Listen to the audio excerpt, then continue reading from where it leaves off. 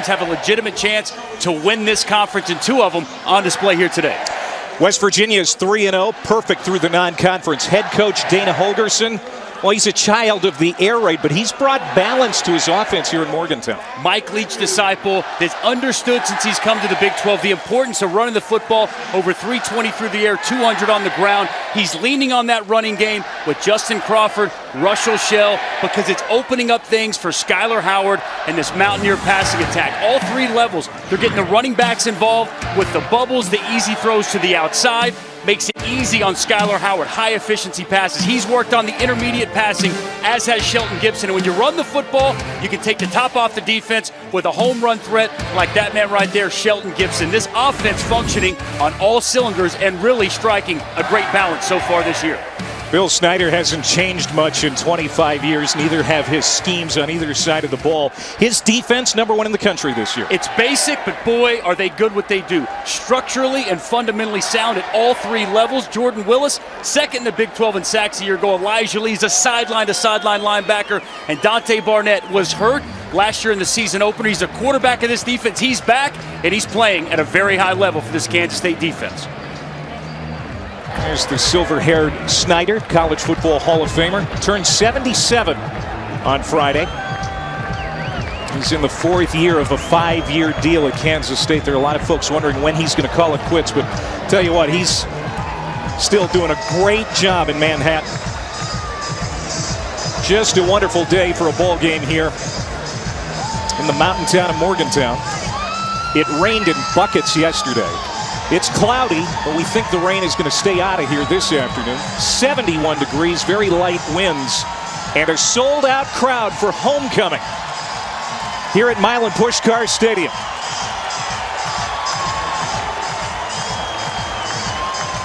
Strike the field day here at Milan Puskar. Fans got the memo. Beautiful setting here. This crowd, you can tell they understand the importance of this game. They showed up in droves. Boy, what a beautiful setting it is here in Morgantown, West Virginia. West Virginia won the toss. They deferred. That is Byron Pringle back to return the opening kick from Josh Lambert, back from a 3-game team suspension. There he is, number 86.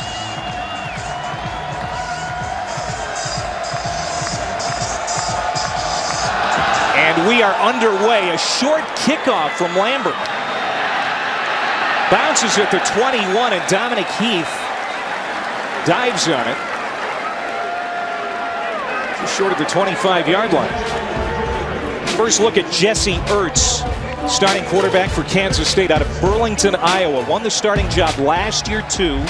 Got hurt on the first snap of 2015, missed the entire season with a right ACL, but I'll tell you what, he's running with confidence. In fact, leads them in rushing. Very athletic guy, and if you've watched Kansas State football, they lean on the quarterback run game, and he's been coached up. Err on the side of tucking and running, not taking those chances with potential turnovers down the football field. Going to be a real key. Ertz throws the ball well here today. He'll start out of the gun. Kansas State outscored FAU and Missouri State 98-7 the last 2 weeks. First offensive play of the game. And it's Justin Silman. Good run on first down. Let's take a look at the impact players, Dustin. Yeah, on offense, Winston Dimmel, he does it all. The versatility, he's a fullback, he's a tight end, he's also a Wildcat quarterback, and even a little bit of a running back. Dominic Heath from the slot, their best option at wide receiver. And right there, 97, Noble Wachuku, the best defensive lineman for West Virginia, plays the run and the pass. And number 8, Kazir White, they say the best defender on this Mountaineer defense. Kazir White, one of the 3 White brothers. 2 on this current version of the Mountaineers. Ertz, a little pop pass over the middle for Byron Pringle, and he makes the catch.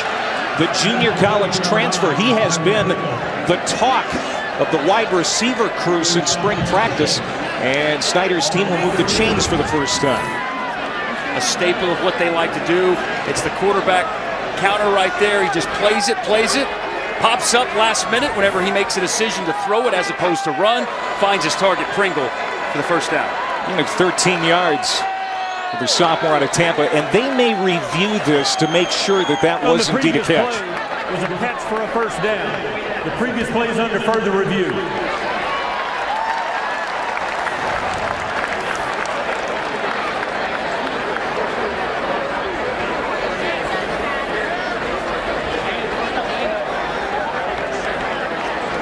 Think he got it?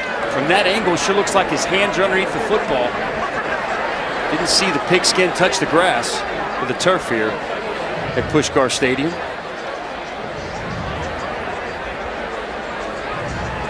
I think he got it. That's going to be tough for them to overturn. I think a catch right there by Pringle. It's called a completion on the field. It has to be indisputable video evidence to overturn it. One more look. Our replay official is David Dumas, the Big 12. Good job by Pringle getting his hands underneath the football, bringing it to his body as he contacts the ground, remains in possession of the football all the way through the catch.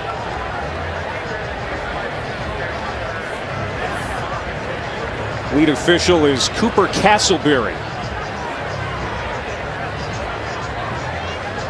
After further review, the ruling on the field stands. First down. So first down and 10 from the 42-yard line of Kansas State. Jesse Ertz didn't need to pass much the last 2 weeks for the Wildcats. No, they've been running the football. If the game, the score remains in their favor, that's what they'd like to do. But when they do throw it, play action passes, RPOs, they give a run appeal to make it easier throws down the field for the young quarterback. RPO, that run pass option. We're going to be talking a lot about that here today. It's Silman again with the handoff. Well read by that West Virginia defense. Justin Arndt and Rasul Douglas leading the attack. A loss of 3 on the play. It's a real key for West Virginia. Talking with Tony Gibson yesterday to get them in second, third, and long situations to be really good in early down spots for this West Virginia Mountaineer defense. And nice job setting the edge. Getting a tackle for loss on first down. Here's Tony Gibson, a West Virginia native. He's from coal mining country, Boone County. On second and 13, West Virginia brought pressure. And they dropped Silman in the backfield. It was David Long making his first career start at linebacker. The coaches really like him, and now it's 3rd and a mile. Coaches told us yesterday he's got a nose for the football. You see him playing up. He's going to be called on the blitz. His number's called. Gets right behind the pulling guard with a big tackle for loss, setting up 3rd and long. They were raving about David Long yesterday. Big impact play right here on the opening drive. Gibson said he might blitz 60% of the time today. And West Virginia calls a timeout. Well, this is a difficult situation for Jesse Ertz in this Kansas State offense right away. 3rd down and 18. Let's take a look at the Jesse Ertz scouting report for the 6'3", 212-pound junior out of Iowa. He's athletic. He can get to the perimeter, running the football, a lot of quarterback run game, but he's quick to leave the pocket. If his first read's not there, he'll tuck it and go, get what he can get. He's been coached up to do that. The last thing they want is turnovers and inexperience. Again, we talked about it, his 4th collegiate game. He did start the opener last year, but hurt on the opening play, so just green behind the ears. Doesn't have a lot of football underneath his belt. West Virginia has to be leery here of Ertz's ability to run, as you mentioned. Tony Gibson told us yesterday, they gave up 101 yards rushing to Taysom Hill at BYU last week. Ertz can hurt him that way too. We'll see if he tucks and runs here on 3rd and 18.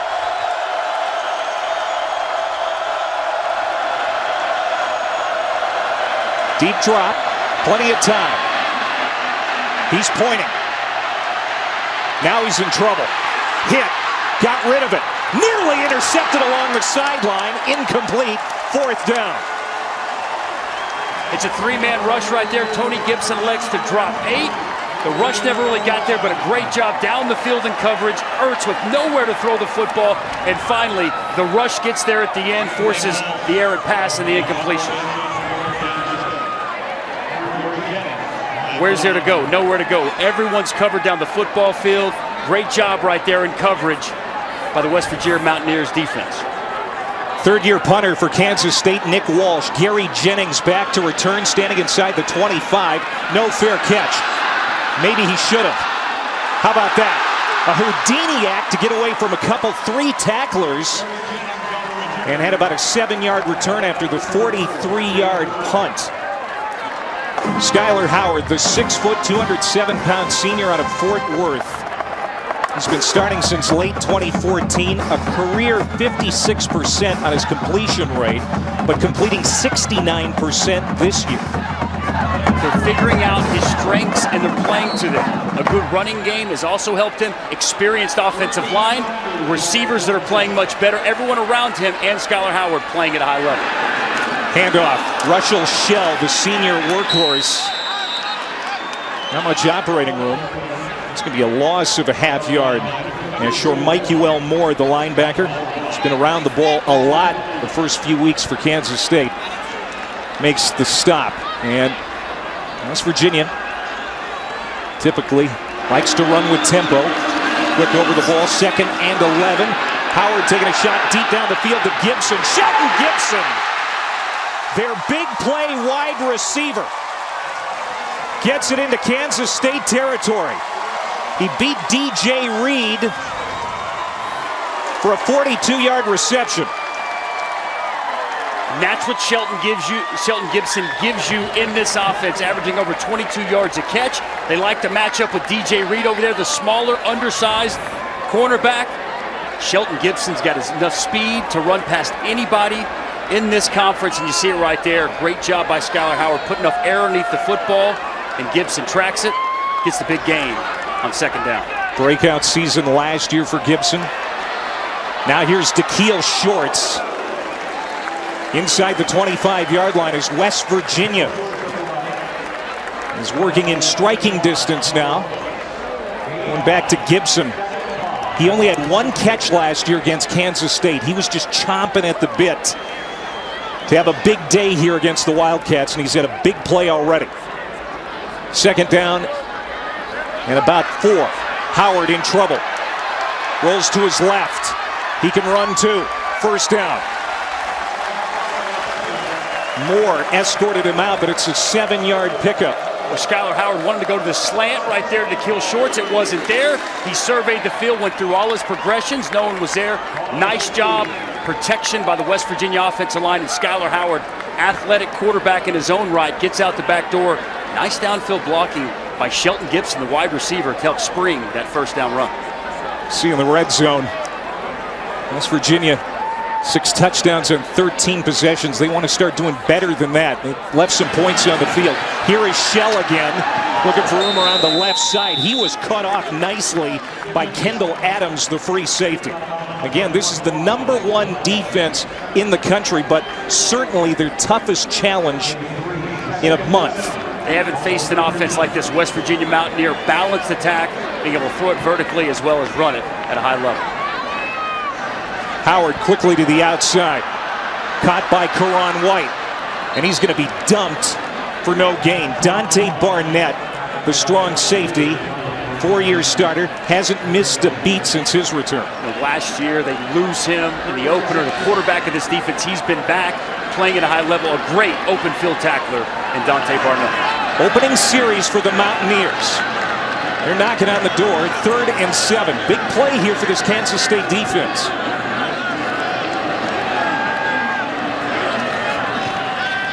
Howard, inside handoff to Shell.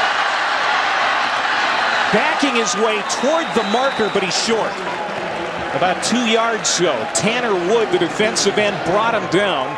So 4th down, and we'll see what West Virginia decides to do here. Trotting out the kicking team to take their points while they can get it. An interesting decision right there by Dana Holgerson.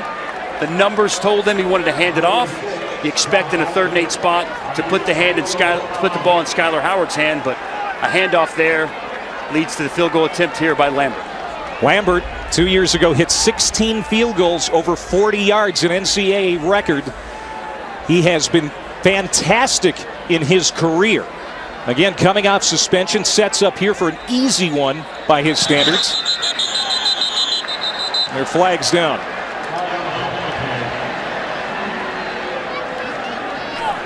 A delay of game by number 15 of the offense. It's a 5-yard penalty, and it's still 4th down. Special teams could very well decide this game again today. That has been the case the last 2 years. That's right. Kick return game for Kansas State has really been what's won them the last 2 football games. And Dana Holgerson spoke to us yesterday, some added emphasis all week on the special teams game, looking at the sidelines, not happy with the early penalty by his kicking unit right there. Back it up 5 yards now, a 30-yard attempt for Josh Lambert, the senior out of Texas, out of the hold of Billy Kinney. Ooh, that's ugly. No good. So West Virginia marches it deep into Kansas State territory, but they come up empty. Homecoming in West Virginia. Week 4 of the NFL season coming our way already. Kick it off with us at 10 a.m. Eastern on Sunday, NFL Insiders. Then at 11, new Sunday NFL Countdown with Chris Berman and the crew.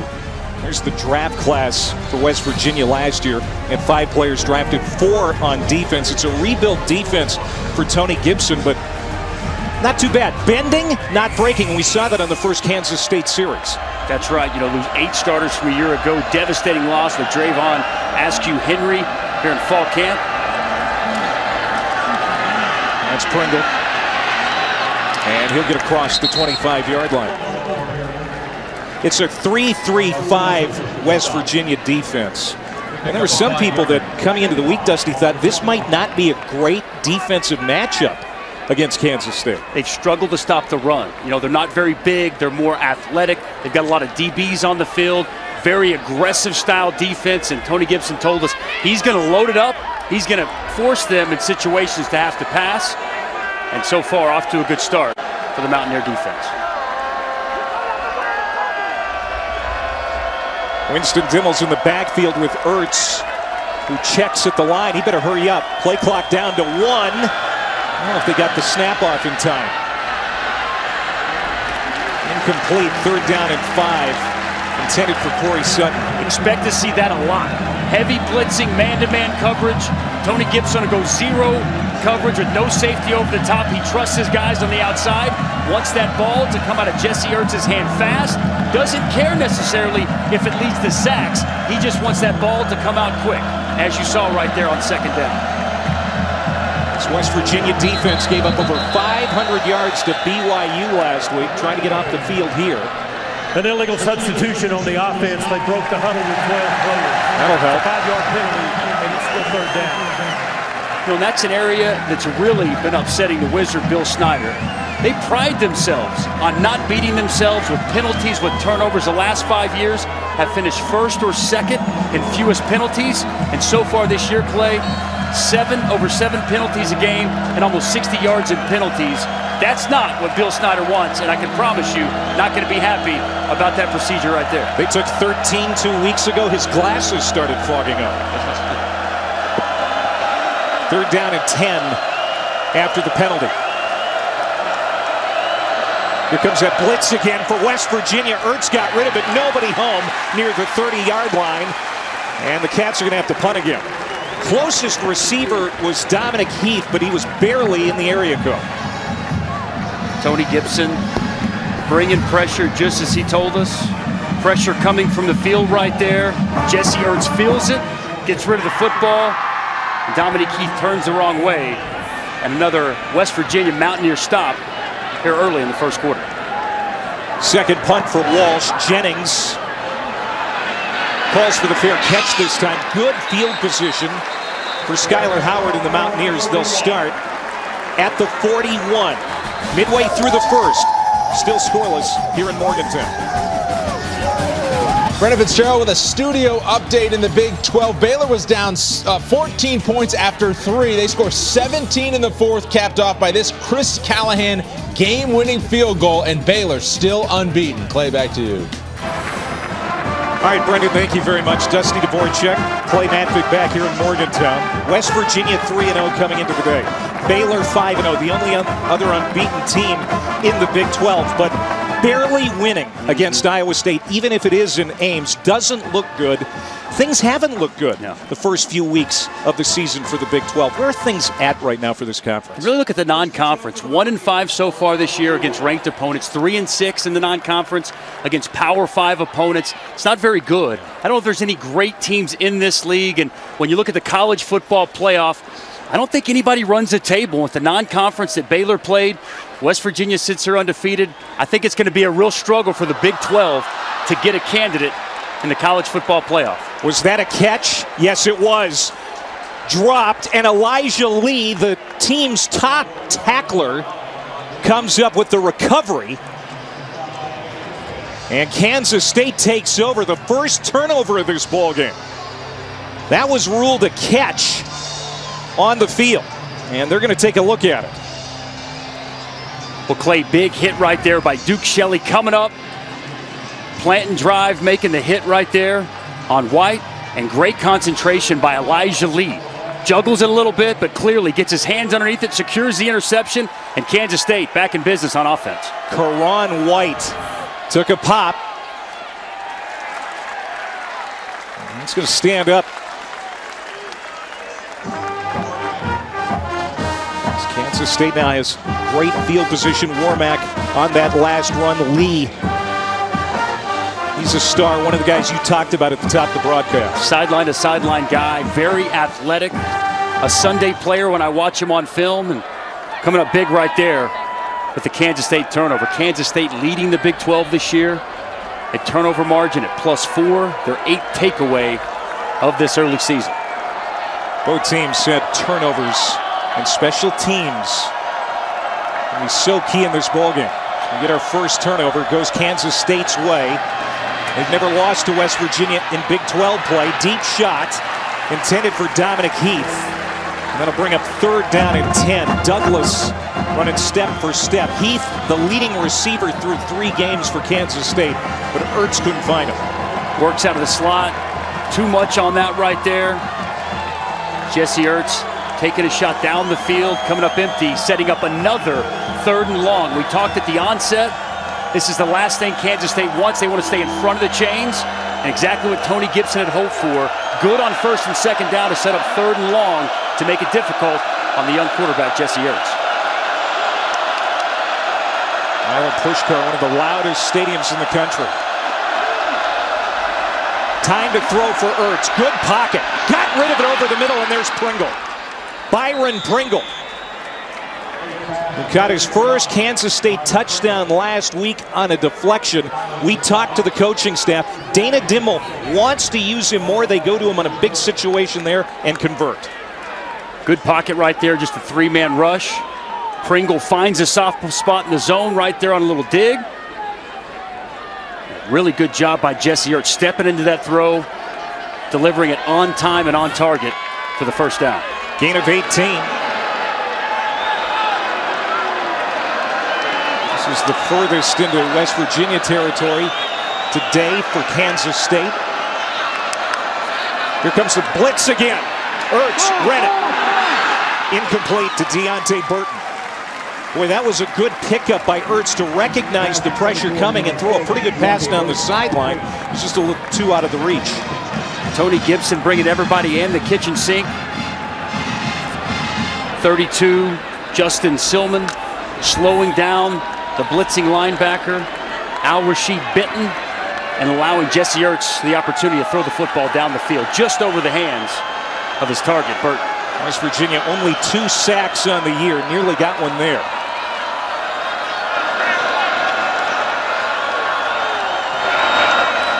Ertz on 2nd and 10. Pressure coming. Ochuku. And he got rid of it. Down to the 5-yard line, Dominic Heath. First down goal to go after the 26-yard reception by the sophomore out of North Carolina. Now, watching film against BYU, there's a soft spot in this defense when they go zone. The curls, the digs, they are there. We saw it on 3rd down from the other side to Pringle, and it once again right there to Dominic Heath out of the slot. Winston Dimmel in to run the Wildcat. Bounces into the line. Still moving those feet. And it takes a lot to bring him down. He's 6'1", 235. the son of offensive coordinator Dana Dimmel. In goal line situations, it's not uncommon to see number 38 called. He's the Wildcat quarterback at times. They'll also go with Charles Jones, but when they get in the red area, Winston Dimmel is the guy they go to. He's accounted for 6 of the 10 rushing touchdowns for this Kansas State football team this year. Dimmel stays in there as the Wildcat quarterback. And I think timeout was called before the snap.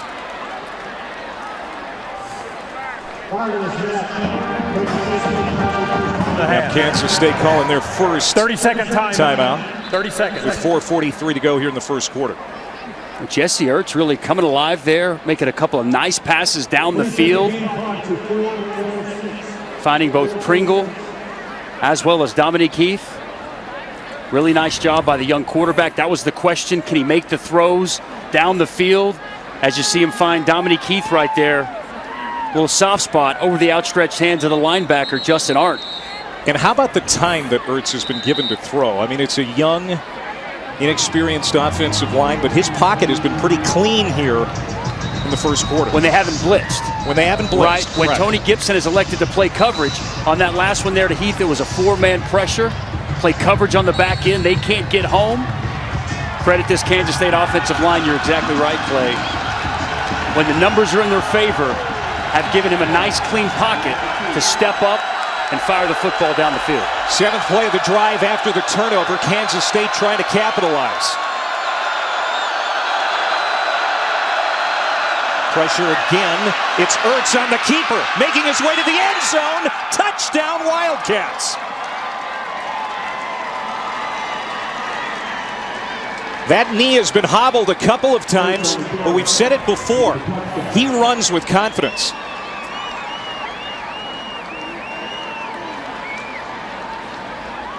You see right there, Jesse Ertz, the little zone read play. Gets what he wants. The outside defender goes with the zone. He keeps, and a very athletic quarterback scampers into the end zone for the first points of the ballgame. Matthew McCrane, junior kicker, makes it 7-0. A mistake by West Virginia at midfield, and the Wildcats march it down and punch it in. Elijah Lee with the pick. They take advantage. They go down the field to Dominique Heath. And Jesse Ertz doing what he does best, showing the athleticism, getting to the perimeter and in for the Kansas State touchdown. Kansas State's 8th takeaway of the year is turned into points, and it's 7-0 Wildcats here on the road in Morgantown. And that play was actually ruled an interception for Elijah Lee. Never touched the ground.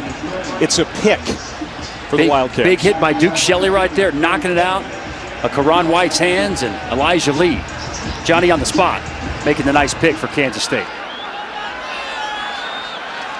Here's Shelton Gibson on the return for West Virginia. Hit short of the 20 and dropped at the 19-yard line. Flags come in. With 4:36 to go here in the opening quarter. And Gibson is slow to get up.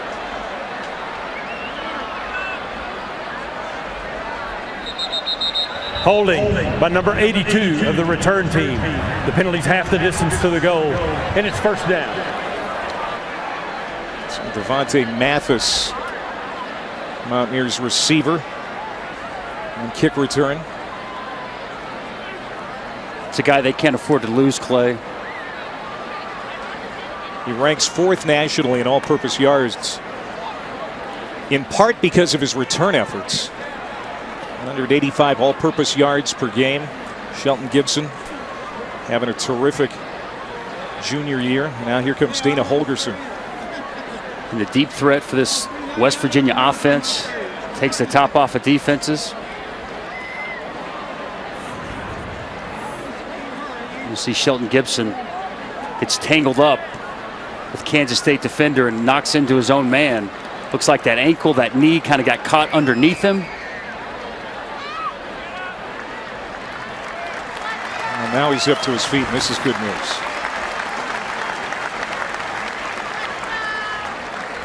You know, you talk to the coaching staff, and they'll tell you about Gibson. He's not just fast now, he is a polished receiver. I mean, his talent was good enough the last year or so. Now he is a complete receiver, and he's devastating. Well-rounded. He's worked on his intermediate routes that he runs, the digs, the posts. He's such a great threat on the outside, but as you said, Clay, now a well-rounded, complete receiver has been a huge weapon for this offense and Skyler Howard. This hasn't been a good start for West Virginia offensively. They drove into Kansas State territory on their first series and missed a 30-yard field goal. And then on the last series, one play, and they turned it over on an interception. Marcus Sims, the redshirt freshman receiver, will get a handful. Watching film this week, Clay, Kansas State, a heavy second down blitz team. Don't be surprised if West Virginia tries to mash their foot on the gas on second down situations to prevent Kansas State from getting into exactly what they want to. And right on cue, they muddle huddle. And good to see Shelton Gibson out there quickly. He was working his shoulder a little bit, so maybe it had nothing to do with his leg whatsoever. Let's see if Howard targets him. Throws it over the middle. It is complete. No, it's Da'Keil Shorts. He's the senior slot receiver. We usually see him as the target man on third down, but they go to him there on second down and complete it. Impact players? Justin Crawford, what a great story he is. And just doing a really nice job leading this team rushing. Shelton Gibson we've talked about. This is Justin Crawford, the JUCO All-American transfer.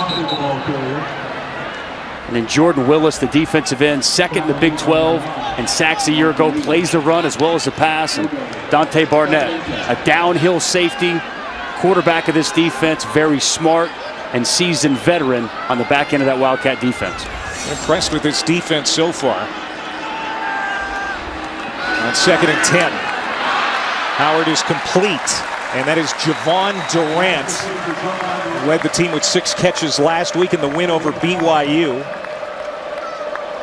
That's going to be about a yard short of the first down marker, a pickup of 9.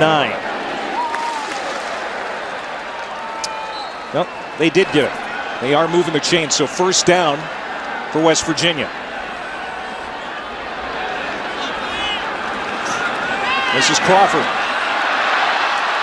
They've been putting more and more on the junior's plate. They had 12 touches last week, over 100 yards. They really like this young man. Hard not to like this guy, and got such a great story behind him. Had 2 children, married in the offseason. And Howard over the middle. Did he make that catch? Yes, Javon Durant, the sophomore out of Miami, plucked it out of the air for a gain of 11 and a first down into Kansas State territory. Great hands right there by Durant. Snares it, brings it to his body, completes the catch right there. Back to Crawford. He's got the children, he's got the wife, been working at Taco Bell up until fall camp. Dan Holgerson said, young man, appreciate what you're doing, but you're going to have to quit that job when football season comes around. But a guy that uses that as motivation each and every day, and they love the impact he's made here at West Virginia. He gets it here. Crawford, he's got great speed. We haven't seen him cut loose yet. When he gets into the open field, look out. Yeah, the Mountaineers needed another running back after Wendell Smallwood declared for the NFL. They got this guy in January. He has gotten up to speed quickly. It's been outstanding. Catching the football well. Second and 7, going deep for Gibson. Incomplete. Third down and 7. Let's go to the studio for an update with Brendan. Thanks very much, Clay. Texas A&M going on the road to Columbia, South Carolina after falling behind early. Trevor Knight in from 4 yards out. It's tied in Columbia. Back to you. The Oklahoma transfer, Trevor Knight, he's had some pretty good success for the Aggies. It's the 9th play of the drive for the Mountaineers, down a touchdown. At the 43-yard line, third down and 7. Howard quickly looks over the middle, and it's complete. There's Da'Keil Shorts again. He's their most consistent receiver, according to the quarterback. Kansas State brings pressure off the edge. Skylar Howard identifies it, hits his wide receiver, replacing the blitzing linebacker there off the edge. This offense starting to run with the tempo that they like. Crawford again, he'll get 3. Number 13 nationally in total offense, one of just 7 teams averaging 300 on the ground and 200 passing. Very balanced, keeping defenses on their heels. Very potent for Dana Holgorsen, this offense so far. Twins to either side. Howard sets on 2nd and 7. Taking a shot toward the end zone.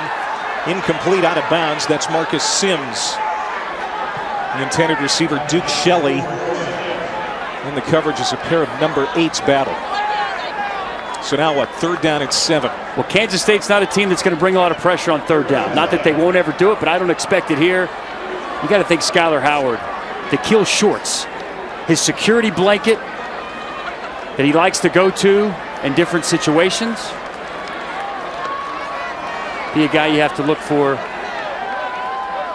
here on 3rd down. He's not on the field. He's not on the field. To the outside, incomplete. And it's 4th down. That was Karan White. But that didn't look comfortable for Howard or White. Ball sails over Karan White's head. And they're going to go for it. 4-down territory right here for Dana Holgorsen and the Mountaineers. Plenty of time. Now Howard in trouble. Incomplete. In and out of the hands of Shelton Gibson. That's a dangerous pass for Howard. And Kansas State will take over on downs. Well, 2 of the 3 drives for the Mountaineers have gone into Kansas State territory. They've come up empty twice now. Right there, Kansas State brings a blitz.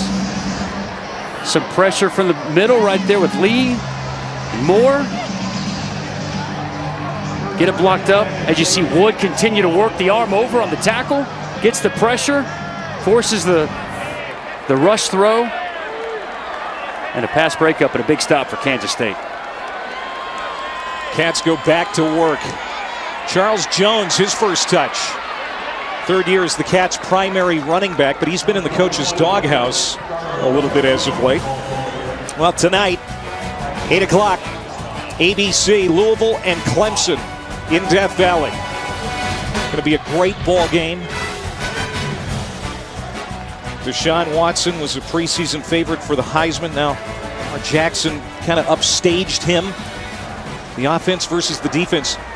Your old defensive coordinator, Brent Venables, how's he going to stop Jackson? He's going to lean on that defensive line. Texting with him earlier in the week. Loves his defensive line. And they're going to have to do a good job putting pressure, making it tough on Lamar Jackson. Well, sidearm pass, complete. Ertz to Pringle. Another 1st down here for the Wildcats. Another RPO right there, run pass option. Jesse Ertz elects to throw the football. He waits. And he finds his target, Mr. Pringle, for another Kansas State 1st down. That's going to do it for the 1st quarter. Pretty good one for Kansas State. They've got the lead by a touchdown, taking advantage of a West Virginia turnover. Homecoming here in Morgantown, but the Wildcats lead at 7-0 after 15 minutes.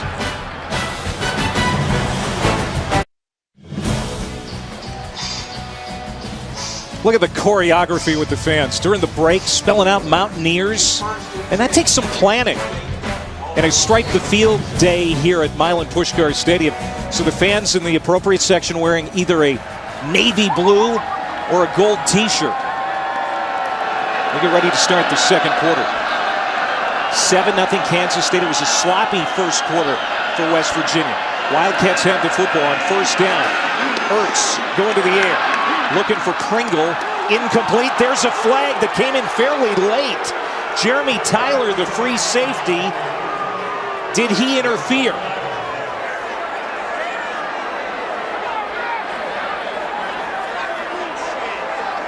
Jesse Ertz takes the big shot from Justin Arndt. They're going to call the flag. Might be on Pass interference by number 2 of the defense. It's a 15-yard penalty and an automatic 1st down. Trayvon Askew Henry was the starter at the free safety position. before the year, but hurt his left knee in the preseason. It's been Tyler's job since. You go man-to-man coverage right there. A little bit of contact, Clay, but not much. I mean, he got his arm in there, but You wouldn't have thrown it. I wouldn't have thrown the flag right there, but I'm a defensive guy, so there you go. Looking out for your guys. I like to let them play a little bit out there.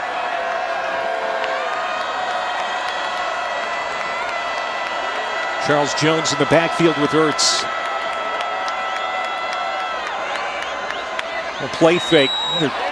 Pop-type pass from Ertz. That time incomplete. Intended for Pringle.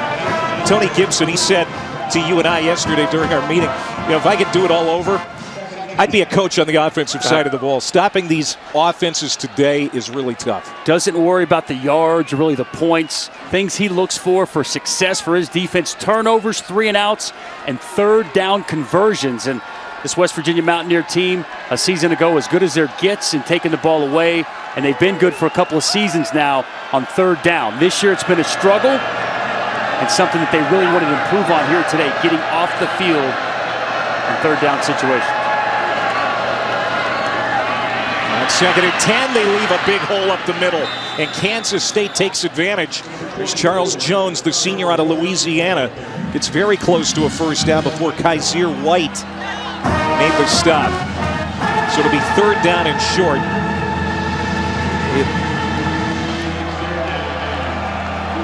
Just a zone read right there. Really nice job.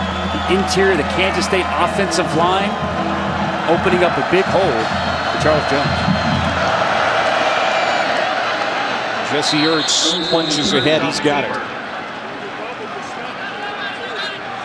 Getting back to Gibson, he says that the game is officiated in a way now that really favors offenses. There's no question about that. You can't hit the quarterback low. You can't hit the quarterback high. You can't touch receivers out down the field. I mean, it's no picnic, Clay, to play defense in today's college football, especially to play defense in a league like the Big 12.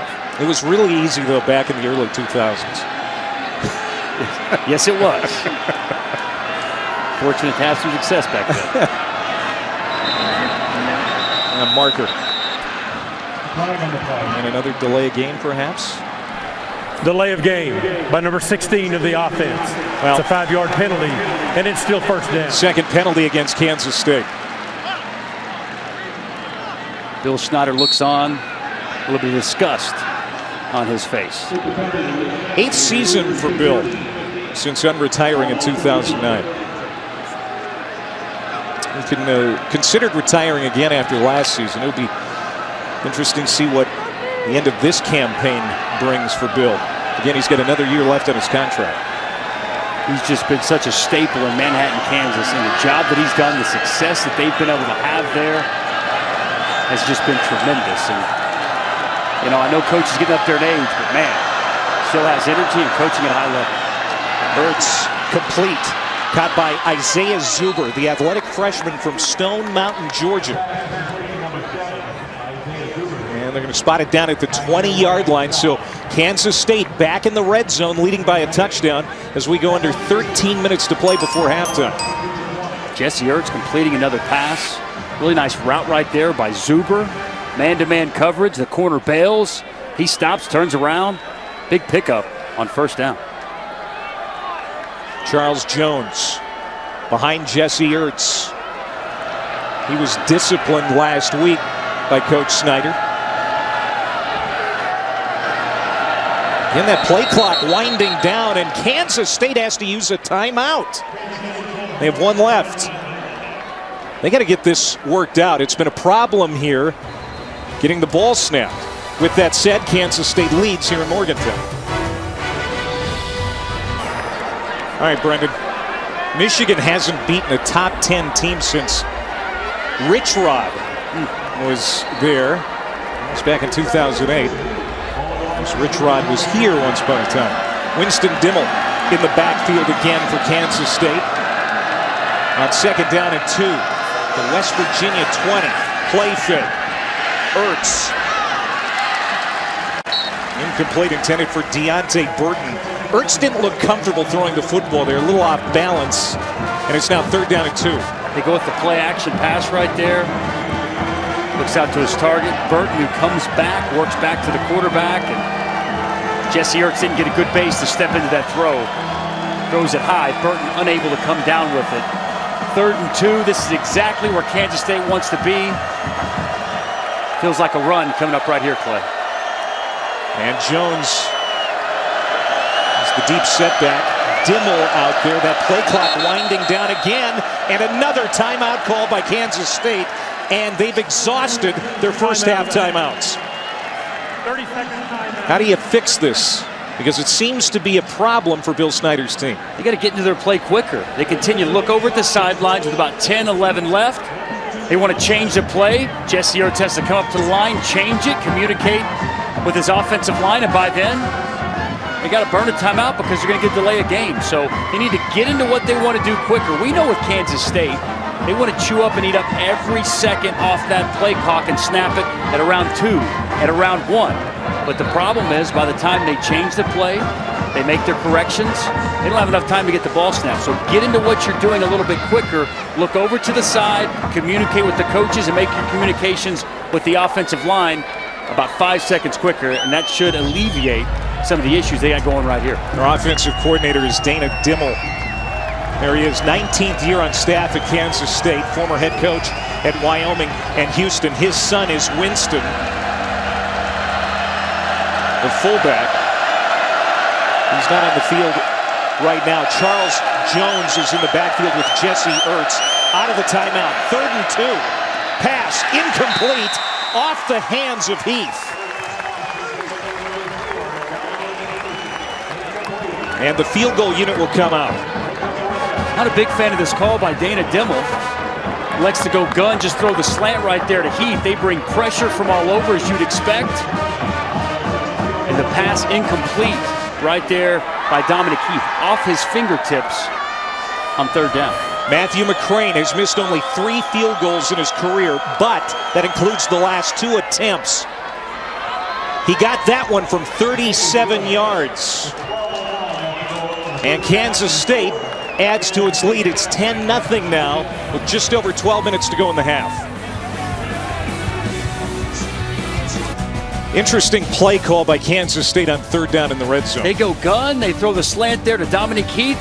This is Kansas State. They run the football. They live for 3rd and 2. That's what they do. In the red zone, they're as good as anybody in the country at converting right there, and especially 3rd and short. You got Wildcat open with Winston Dimmel. You got a dual threat quarterback who can run it with the zone read. The pop passes even. That's the type of pass I'd like to see on a 3rd down. So interesting play selection that I didn't necessarily like from Dana Dimmel there on 3rd and 2.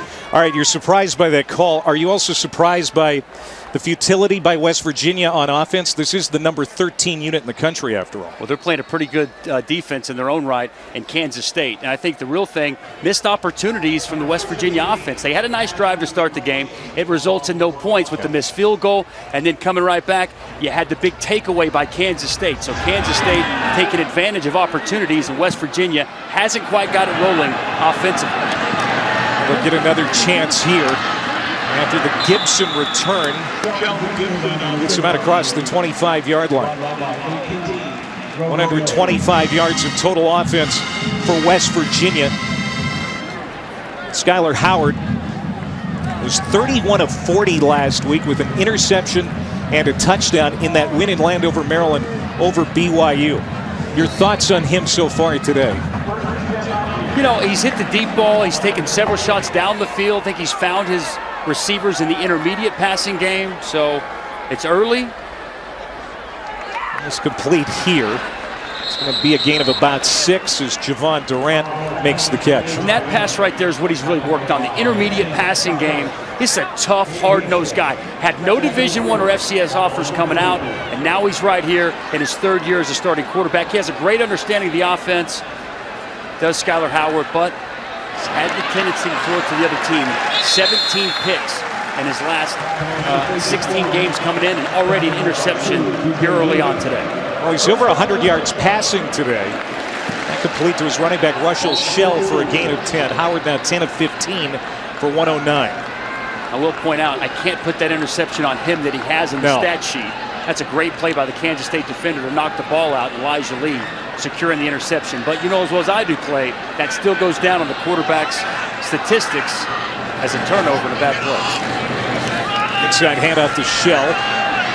He is a very patient runner. We certainly saw that last week against BYU. Shows some patience there, waits for a block, and turns that into a pretty nice run on first down. Powerful runner, runs behind his pads, the former 5-star running back.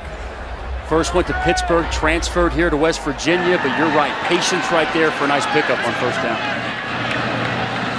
On 2nd and 4, they're going to pass. Howard, lost time, and down he goes. There's Jordan Willis doing what he does. 16.5 career sacks. Add another one to that tally. And this is what he does the best right here as he's working on 77. The right tackle, Lazard, who had struggle. You see a little bit of a spin move right there. He went with power with the bull rush. It wasn't there. So he counters, gets the rip up. He counters, ice picks right there in the back. And he gets a nice sack of Skylar Howard, setting up a 3rd and long situation for the West Virginia offense. The scouts love Jordan Willis. More pressure off the edge. Howard stepped out of a tackle, got it back to the line of scrimmage, and then is driven down into the field turf by Tanner Wood, number 34, junior defensive end. 4th down, and West Virginia has to kick.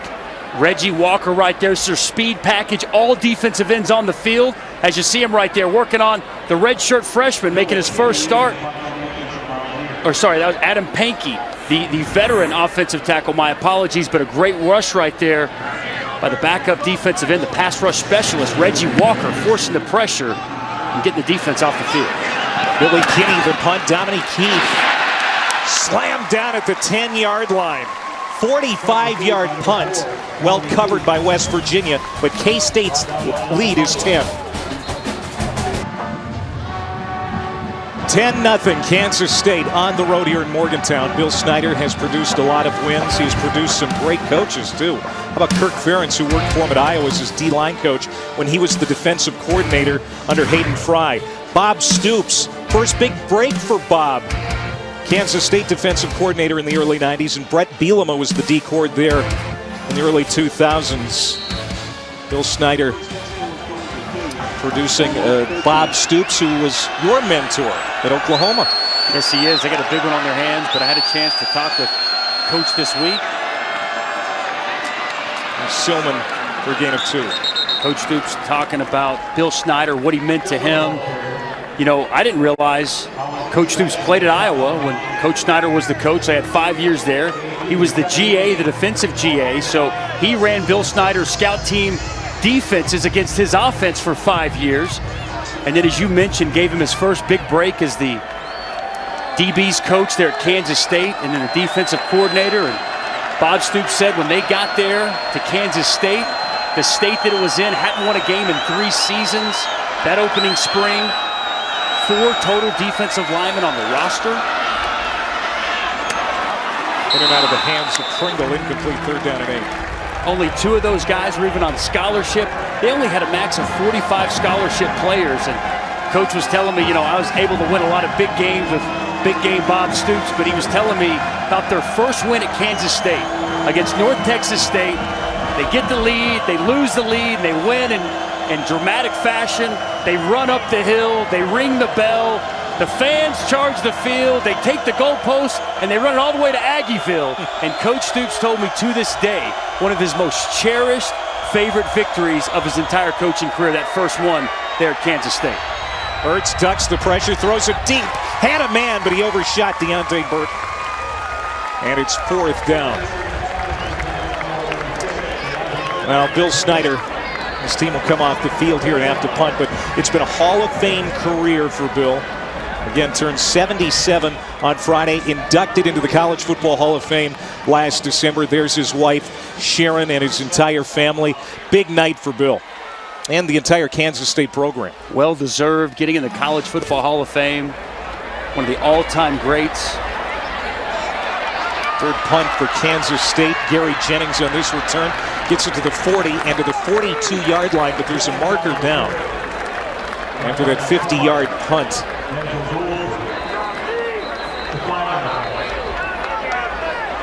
You know, one of the things about Coach Snyder, people don't realize the state of the program. Hadn't won a game in 3 seasons when he takes over. Build it up. I mean, late 90s, they were as good as there was in college football. Right there on the cusp of playing for a national championship. And then whenever he leaves, Clay, to see how quickly it fell back down. Yeah. And then he comes back and it gets built right back up. I think that speaks to the greatness of that man right there, Bill Snyder. Holding by number 13 of the receiving team. It's a 10-yard penalty, and it's first down. West Virginia holding call on Rasul Douglas. Mountaineers have it. They need to get it going on offense, down 10.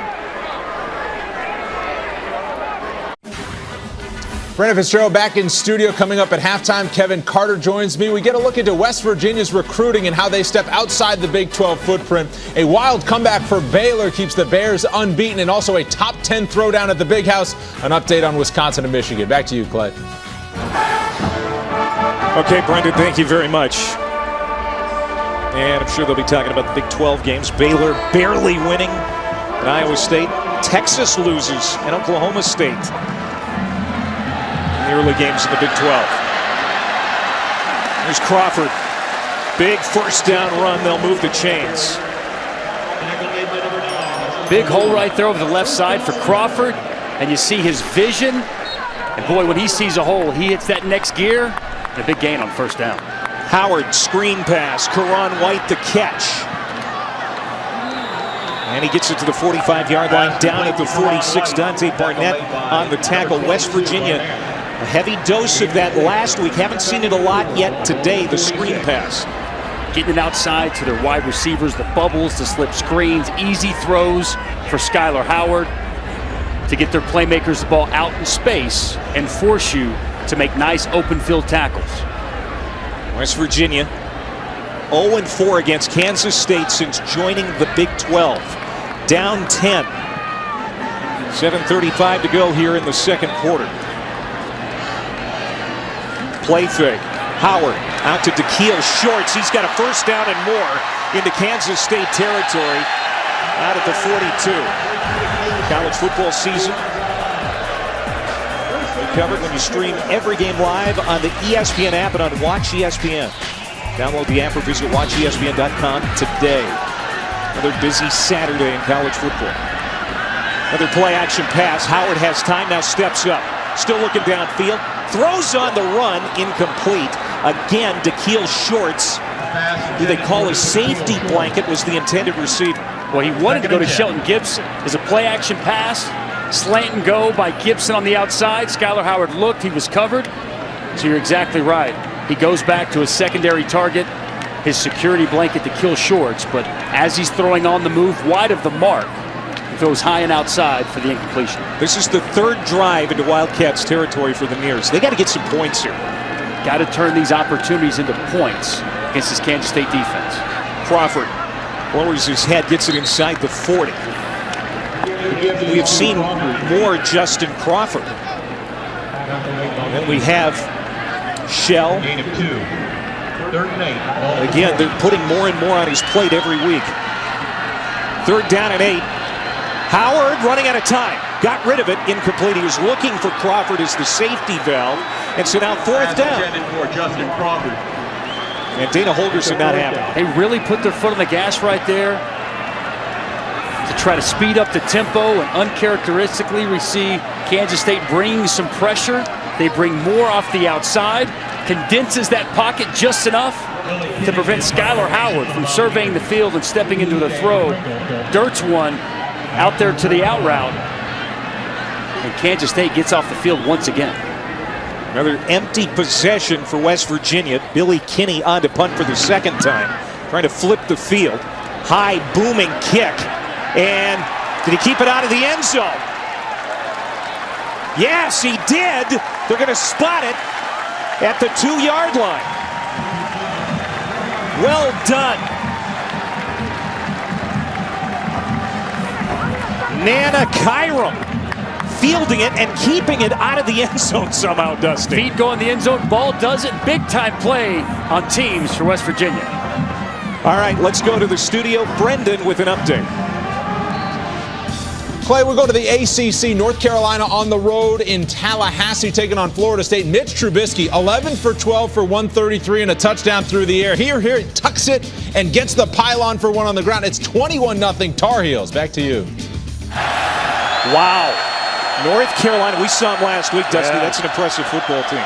It is, and boy, flexing the muscles in Tallahassee. Handoff inside the end zone. Dalvin Warmack gets it out. Doesn't get much breathing room for this offense. 6:25 to go here before halftime. Tony Gibson had everything in the kitchen sink up at the line of scrimmage. Right there on first down. Boy, his defense really could use a turnover here. A big play.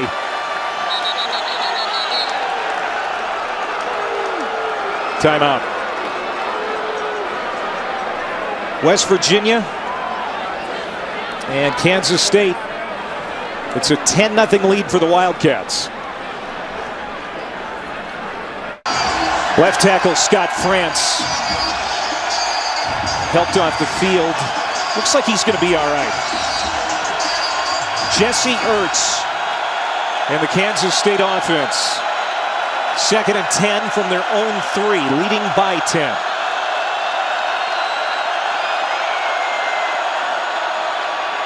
Another conservative play. Warmack bounces to the outside, has the first down, and gets it to the 21-yard line.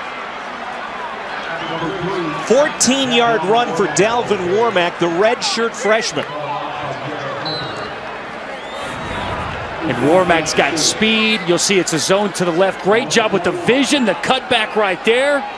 And you see the speed out in the open field to get Kansas State off the goal line, and a big pickup right there on 2nd down. Great speed and vision from Dalvin Warmack. They'll run it again. And then it's Warmack this time back to the line of scrimmage. 2nd down. Boy, Kansas State sure could use those timeouts now. I mean, there's a lot of time on the clock, but ahead of halftime, probably could come in handy about now. You always want to have those in your back pocket. You never know what could arise, what situation you're going to be in. Timeouts are a precious commodity that you can't just waste early on in the half, as we've seen Kansas State do. They were out of them by early on in the 2nd quarter here. See what Ertz does on 2nd and 9. It's a play fake, rolling to his right. He's going to heave it downfield. And what a catch by Burton! Penalty marker down. Ertz took a shot. Huge play into West Virginia territory. 97 of the defense. It's a 15-yard penalty, and it's a first down. Noble Wachuku, the defensive end, with the hit and the flag. Little play action pass, roll the pocket, get Ertz out. He wanted to go to Dimmel first, but he sees Burton across the field, throws it up, and his big target goes up and gets it with his hands. Nice pass, better catch by Deontay Burton. And just a bad decision by 97 of West Virginia. 37-yard reception for Burton. First down and 10 from the 26. Warmack again. Last year, Burton was the Big 12's Offensive Player of the Week against West Virginia. He had 135 receiving and a touchdown. That was a huge athletic play to go up and pluck that football. He's a big target, 6'2", about 210 pounds, showing the athleticism, the ability to jump. But the most impressive thing about that, catching the football with just his hands, bring it to his body for the big gain for Kansas State. Warmack to the 19-yard line. Third down and manageable for Kansas State. Again, they don't have any timeouts. They've been the better team here in the first half. Kansas State definitely has. Scoreboard reflects that. Been able to hit some shots down the field. Seen Jesse Ertz hasn't completed a high percentage of his passes, but when he has, they have really counted. Third down. 3rd and 3. We saw him pass earlier. me this is a rundown or an RPO type of situation for Kansas State. Deep handoff to Jones. And he's got it inside the 15-yard line. First down, Kansas State. Remember last week, he dropped the ball at the goal line after a touchdown, struck a pose. He was benched for the rest of the game by Bill Snyder, but he said it's not going to affect Jones's playing time. And he's kind of a bruiser. He'll lower his shoulder, he runs behind his pads. You see him fight for the first down right there, and that's what I want to see out of Kansas State. They fight to get in those 3rd and 2, 3rd and 3s. That's what they do. A big pickup there on 3rd down to extend this drive. It started way back on the 2-yard line play. 8th play of the drive. And Jones, he's going to be dropped for a loss of 3, maybe 4. That's Christian Brown, the defensive end out of Fort Myers. Loss of 3 officially, 2nd down. Last year, this matchup was the regular season finale for both teams. This year, it's the conference opener. And Dana Holgerson's team has been unimpressive here on homecoming. It's the team that they were fired up to beat for the first time in conference play.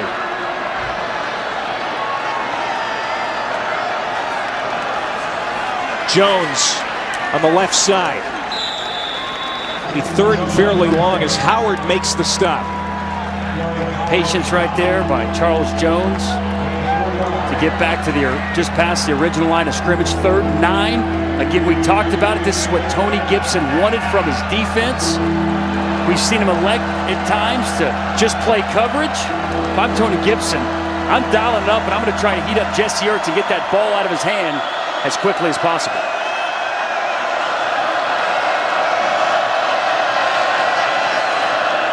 Ertz throws high, incomplete. There are a couple of receivers in that vicinity, Pringle and Heath, and Ertz didn't hit either one of them. And so now the field goal unit will come out again. Matthew McCrane has already hit a 37-yarder.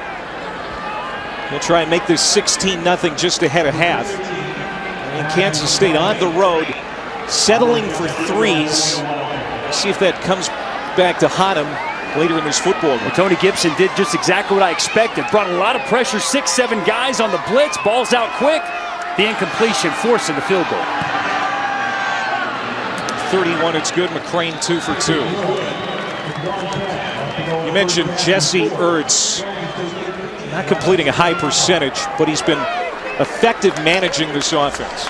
Okay, Jesse Ertz, he is not high percentage is exactly right, but here on a big 3rd and 10, you see they're going to drop 8, 3 high, underneath zone coverage. They find the soft spot right there on the dig. Ertz finds his man. You'll see Dominic Heath coming up the seam right here. And then here, the big throw down the field to Burton. Goes up and gets it. Jesse Ertz making plays. Got the Wildcats in great position, up 13-0. Taco Bell presents the numbers for Jesse Ertz. 6 of 17, 118. A couple of carries and a rushing touchdown. He's averaging almost 20 yards of completion. I mean, the chunk plays, the ones he's being able to convert on. A big 3rd down he hit on. Big pass coming out to Burton from his own end. That was an 11-play, 83-yard drive. The field goal, and it's 13-0. Gibson to the 25. Well, tonight, it's number 3 Louisville and number 5 Clemson. We've been hyping it all week. It's going to be good. Jackson, 25 total touchdowns on the year, the quarterback for the Cardinals.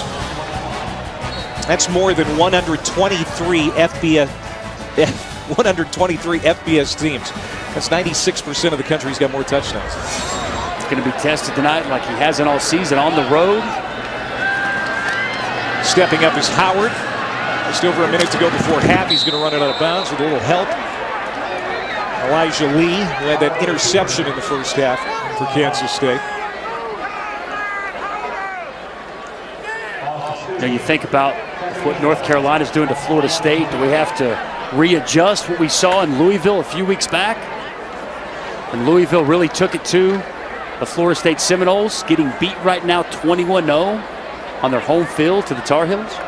I say the same thing about the Kansas State loss to Stanford after last night. Everyone was impressed that Kansas State played so well against the Cardinal week 1, but boy, did Stanford look bad last night and that loss to Washington. That's incomplete. Jordan Willis was all over Howard. 3rd and long for the Mountaineers again. Clay, this is starting to be a problem right here for West Virginia. Watch these defensive ends off the edge, condensing the pocket. You see Jordan Willis, the spin move right there inside. And just nowhere for Skylar Howard to step up in the pocket and deliver the football. We saw a couple of series ago, good pressure on the quarterback, and here again with West Virginia trying to get something to go before the half. Howard under pressure again, dropped it off short to Elijah Wellman, who's fullback. A long way from the 35-yard line. They needed to get to move the chains. No surprise right there. Once again, the defensive line of Kansas State gaming it up front. Tex game. Jordan doing a great job getting pressure on the quarterback, Jordan Willis, really having a productive second quarter, harassing Skylar Howard. Yeah, this Kansas State defense is for real. They've held their first 3 opponents under 300 yards total offense. They're on pace to do that again today. Fair catch called for at the 35 by Heath. And again, Kansas State, without any timeouts, 41 seconds to play with here before halftime. The drive chart for West Virginia, unimpressive. Missed field goal to start, and then they turned it over on an interception. Failed to convert on a 4th down at the Kansas State 31. Turned it over on downs, then a punt, another punt, and another punt. And it shows the Kansas State defense has really settled in. You know, West Virginia's first drive moved the football down the field, had the missed field goal. The interception, I don't really count. That was just a good defensive play. But then they moved the ball again. Turn it over on downs. They don't elect to kick the field goal. But then these last 3 series, Kansas State defense locked in and getting exactly what they want. Pressure on the quarterback and stopping the West Virginia rushing attack. Jones got freed. He's got a 1st down. Out to midfield. But again, Kansas State can't stop the clock. No timeouts remaining. Stop it briefly to move the sticks. I would have figured they would have been okay just to take into the half. When you get a game like that on 1st down, that changes the game plan. Get into Matthew McGrain field goal territory. Ertz is going to take a deep shot. Incomplete, intended for Pringle. There's some bumping there with Kaiser White. 18 seconds to go. Kansas State in full control of this football game, up 13-0. Ball at midfield, looking to add to it. And as you mentioned, Clay, West Virginia, we could see it on the coach's face, the players' face. They were ready for this football game. I think especially offensively, to see how good they are, how good that Kansas State defense is. And so far, with the goose egg on the board for West Virginia, the Kansas State defense flexing their muscles, showing why they're the #1 statistical defense in all the country. Ertz out of the pocket. And he's going to take it to the sideline to stop the clock with 10 ticks left. All right, so what do you do here if you're Dana Dimmel? You got 10 seconds. You got some weapons. Take a shot down the field. See if you can't find somebody. Either get out of bounds or get down in time to spike it and stop the clock. I mean, I think this is definitely an area where you take a shot, try to get some points, steal some points here before halftime. Matthew McCrane's career long is 53. So if you can get around the 30, 35-yard line, you're certainly within his field goal range. Ertz can't stop the clock. Dump it off, incomplete. That's going to be intentionally grounded. Yeah.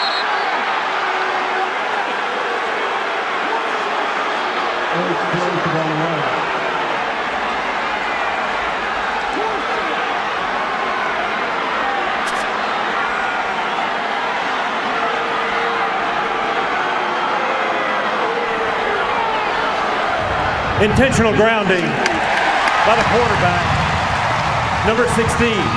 It's a 10-second runoff. That's the end of the half. Matthew McCrane will not get a field goal attempt. The half comes to an end. Doesn't end nicely for Kansas State on that series, but it was a good series overall. They lead it on the road 13-0. We now go to the studio for the halftime report with Brendan. Clay, thank you very much. When was the last time West Virginia was shut out in the first half? That would be 2000. West Virginia thinking this is the year they finally beat Kansas State. Well, it still might be the case, but they've got to come back. They're down 13-0 at the half. First half highlights. Started pretty good for the Mountaineers. Big play here. Skylar Howard to Shelton Gibson. 46 yards down the sideline. Set up a field goal attempt, but Josh Lambert missed it from 30. How about that #1 ranked defense for Kansas State? Elijah Lee, he had a big first half, Dusty. Big turnover. Jesse Ertz took over. Big pass down the field to Dominique Heath. He finishes it off. Little zone read scamper into the end zone for the only touchdown of the game. Then the Kansas State pass rush came alive. Jordan Willis with a big spin move and a sack. And from the other side, pressure the entire second quarter on Skylar Howard. This Kansas State defense as good as advertised. 1 of 6. They've held West Virginia on third down, taking away their rushing attack and really making it difficult on Skylar Howard to stand in there in the pocket and deliver the football down the field. Last time West Virginia was shut out at home, got to go all the way back to 2005. That could happen here today. But this is a West Virginia offense that's ranked number 13 in the country in total offense. If they get on track, things could change in a hurry, and they start with the football here in the second half. And they moved the ball some in the first half, right? I mean, 3 different times they were in Kansas State territory, but no points to account for. When they move the football, they got to take advantage of those opportunities to get points on the board here in the second half. And Skylar Howard will start at the 25 with that Mountaineers offense. There's a penalty marker down.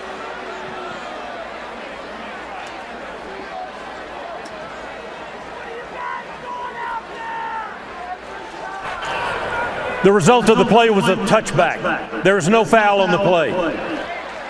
533 yards of total offense on average so far for West Virginia, but today 174 in that first half, and the balance that we've grown to see over the first 3 weeks from West Virginia just hasn't been there today because they haven't been able to get any traction on offense. They haven't been able to run the football and getting after Skylar Howard, rushing the passer, and how about that number? Scoring, averaging 33 points a game, and a goose egg for the West Virginia Mountaineer offense there in the first half. We wanted to see this matchup, the Kansas State defense against the West Virginia offense for one half. Kansas State won that matchup. Howard will throw on first down. He is complete to Gibson. And that catch is his second reception.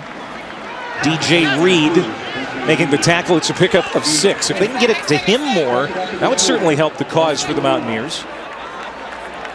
Got going early on with that big catch. Problem's been protecting Skylar Howard. Quick game coming out of the half. Going to take another deep shot, this time down the right sideline in the sunshine.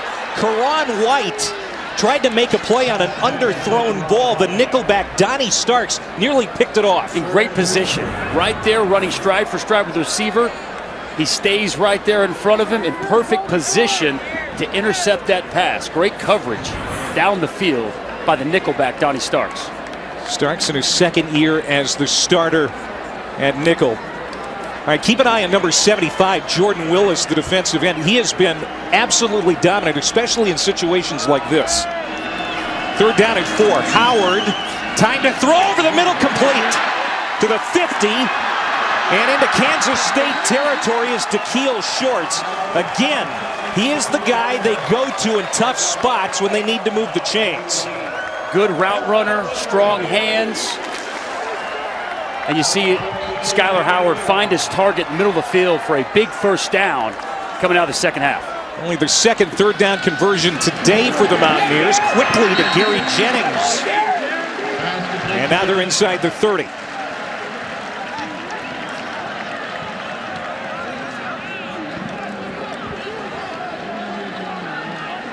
Second down and short after that 9-yard reception. They keep it on the ground this time. Russell Shell. First down. Now they're getting some flow, going fast, getting Kansas State's defense on their heels, throwing it on first down, running it on second down right there with Russell Shell. I think Dana Holgerson had some Red Bulls at halftime. He was fired up. Ooh, Howard slips down. There was Jordan Willis applying the pressure. And whether he was touched or not, Howard lost his footing and down he goes. Blitz coming right there. Elijah Lee coming on the blitz. And you see Jordan Willis right here coming off the edge. Elijah Lee up at the line of scrimmage. They're bringing pressure. And just a chop rip right there by Jordan Willis turning the corner. Skylar Howard losing his footing when he's under duress. Willis voted a team captain. Bill Snyder says he's very conscientious, wants to be perfect. It's been pretty close to perfect today. There goes Gibson in motion. They'll give it to Shell on the run. Be third down and long coming up here for West Virginia.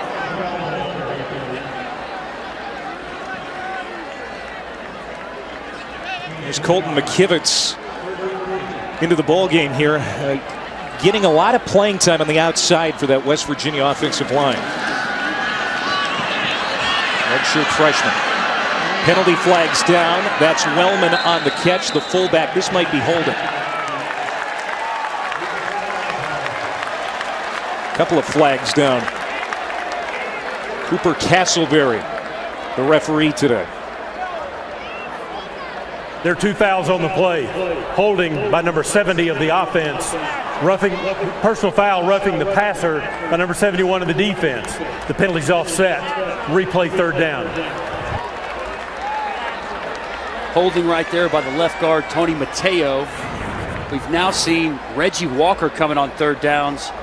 Really do a nice job as he came inside a game right there with him in the defensive end. And then Jordan Willis comes a little late. Just a little shove, enough to get the flag. You never did that. You were always stopping at the whistle. No question, absolutely. By the rule book, Clay. That's the way I always play. 3rd and 14. Look at that late inside handoff to Shell. But Kansas State was ready for it. Elijah Lee makes another tackle. It's a gain of 12. But they're short of the first down. Now we'll see what Dana Holgorsen goes to decide to do. And they're going to stay out there with the offensive unit. 4th down and 2 coming up. Was a big down right here. I like the play call right there on a draw. If it's 2 down territory, Russell Shell makes the guy miss. Big yardage, set up a 4th and 2. Big play right here for the West Virginia offense. Ooh, movement on that left side. And Pankey jumped. Oh, this is demoralizing. A false start by number 57 of the offense. It's a 5-yard penalty, and it's still 4th down. Now 4th and 7. Changes the game a little bit. Clearly, Dana Holgorsen not going to be as aggressive going for it when it's 4th and 7 as opposed to 4th and 2. And Adam Pankey, you know, I think he's their best offensive lineman. He's moved from left guard to left tackle this season. And a veteran guy making his 27th start today can't do that in a moment coming out of the half where they needed to gain momentum on a big 4th and 2. Lambert has missed from 30 already today. This from 37. And they snuck that one in the right upright. And West Virginia is on the board. Kind of sloppy at the end, but they do get 3 points.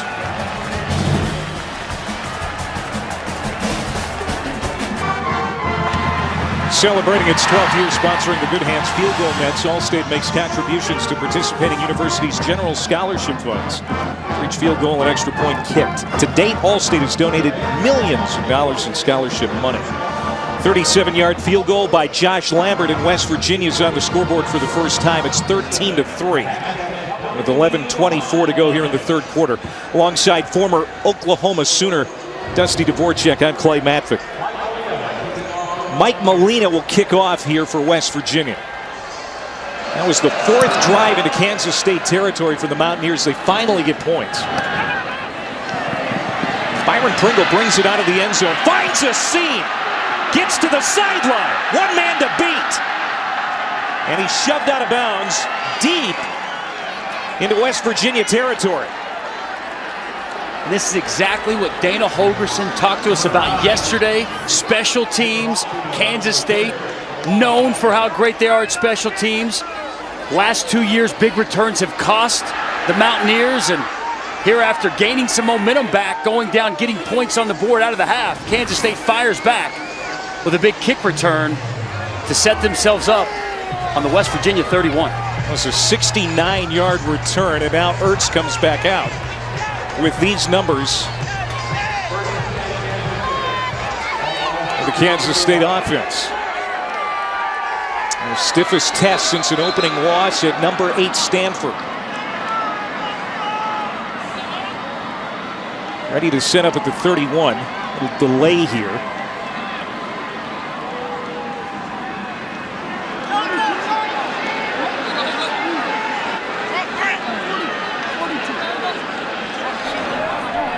The previous play is under further review.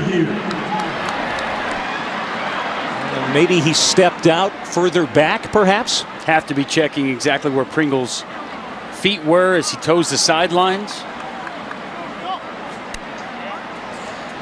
Well, last year, as you alluded to, Dusty, a 97-yard kickoff return touchdown in the fourth quarter by Kansas State senior Morgan Burns was the difference in this matchup.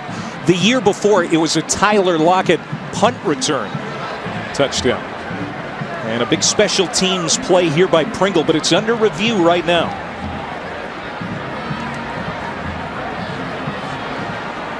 A chance to take a look at it. After further review, the runner stepped out of bounds at the 42-yard line. Okay. First down. I was going to say he was trying to tiptoe the sidelines, but it looked like he might have stepped out earlier than what we had originally thought when they marked him. Right there. Yeah, right there at the 42. Job by the officials getting it right. About an 11-yard difference right there. Right.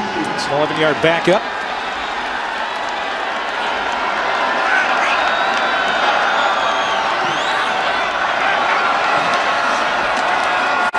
Ertz kept it himself inside the 40. Down to the 37. Well, Jesse Ertz hasn't been the most efficient today, but he's found his spots and he's taken some shots. As we'll see him right here, stand in the pocket, find Dominic Heath up to seam. He can get it done with his legs on the zone read. And you see him rolling outside the pocket, finding Burton down the field. That's really all Jesse Ertz has had via the passing game. Shots down the football field, but doing just enough to have the Wildcats in good position here early on in the second half. Their first series of the half, second down and 5. Play clock again winding down. Kansas State doesn't want to be forced to use a timeout. Boy, that plagued them in the first half, and it's carried over here to the second half. It's a mistake they've got to get fixed, Clay. Inexcusable to burn timeouts like that early on in the second half. 13-3, K-State over West Virginia early in the third. Clay Matvick, Dusty Dvorak back here in Morgantown. 13-3, Kansas State leading, but we've seen some interesting situations where Kansas State has had to use timeouts to avoid a penalty ahead of the play clock expiring. This is not like Kansas State. They're usually so buttoned up. They are. They don't make mistakes. They don't put themselves in situations like this. Burning timeouts. We saw it in the first half. We're seeing it again here in the second half. You got to get the play in quicker. You got to look over the sidelines, make their check, and get up on the football with plenty of time to snap the ball. This is very un-Bill Snyder-like from one of his offenses. Right. We saw it happen in the first half where they were out of timeouts late in the half because they'd expired them all just to avoid penalties. And now here already forced to use a timeout to avoid a play clock delay a game. Second down and 5 out of the timeout. Jones in the backfield with Ertz. Fakes the pitch, keeps it first down.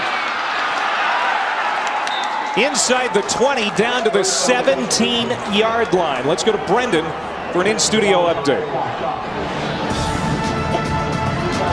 Studio update in the ACC. North Carolina up 21-7, but this is DeAndre Francois to Jacques Patrick, who fumbles it forward, recovers it. It's a 7-point game in the third quarter. Play back to you.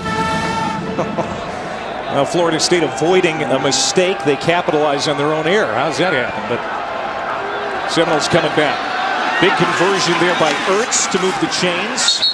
A couple more yards here as Kansas State is back in the red zone. We saw on that last play, Ertz on the option. He fakes the pitch, the athleticism he has as a quarterback. And as you mentioned, Clay, here in the red zone where Kansas State is as good as anybody in the country once they get down in this territory. This is their kind of football. The playbook's wide open. The field shrinks. Sets up very well for the way Kansas State likes to operate. And they've been getting touchdowns. They haven't settled for field goals much. He's been a bit of an exception. Play clock again, down to 2. Got it off. Pressure off the edge. Ertz to the end zone. Pringle should have had it and lost it. Really good ball right there by Jesse Ertz. Fade route to Pringle. Puts it right on the money, and Pringle drops the pass. He's got to reward his quarterback and his team and catch that football. That's 6 right there, Clay. Would have been the second receiving touchdown this year for Pringle, but it doesn't happen. Kansas State 3 of 9 today on 3rd down. West Virginia blitzes. They get rid of it quickly. And that's a 1st down for Dominic Heath. 1st down, goal to go, Kansas State. Well, West Virginia bringing the blitz, and he finds his go-to target on 3rd down. Dominic Heath out of the slot. Beats one-on-one coverage just enough to extend the drive. Another Kansas State 1st down. Kansas State, they have depth but little experience at wide receiver. They really like the sophomore Heath. I think he's going to be a great one in the future. Ertz off his back foot, got it to Dimmel. A pickup of 3, 2nd down and goal to go. Pretty good open field tackle there by Rasul Douglas. Very good open tackle right there by Douglas. A little play fake. Hit Dimmel out of the backfield. And as you mentioned, he doesn't make that tackle. He's getting in for 6, but a very physical tackle by Rasul Douglas. Tony Gibson hoping his defense can stand here. Jones, he's going to take the Wildcat snap. Dimmel also in the backfield. Behind Dimmel's block, it is Jones churning toward the goal line. He's going to get 1.5 yards. 3rd down, goal to go. They love the Wildcat with Jones, with Dimmel. You see the hesitation, waiting for the blocks. A nice job right there by the West Virginia Mountaineer defense. A lot of bodies in there. All right, so what do they do here? Dimmel has been the goal line battering ram. This is Kansas State football. Run, play fake, giving Ertz some type of run-pass option. I think power football right here from the Wildcats. Play clock inside of 5. Ertz fakes the pitch, now does. Jones scoops it off the turf, and it's a tsunami of gold jerseys. A loss of 3, 4th down.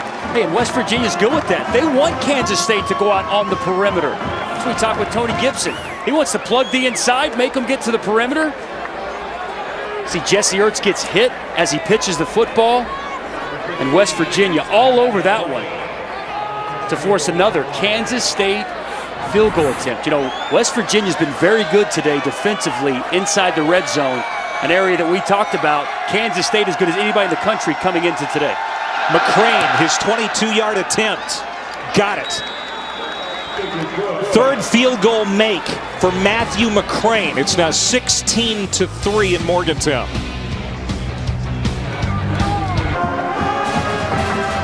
Back here in Morgantown, Clay Mathick, Dusty Dvorak. We're going to get in front of a TV as soon as we possibly can for Louisville and Clemson tonight. ABC kicks off 8 Eastern time. Louisville offensively, #1 in the country in almost everything. Real challenge for that defense of Clemson.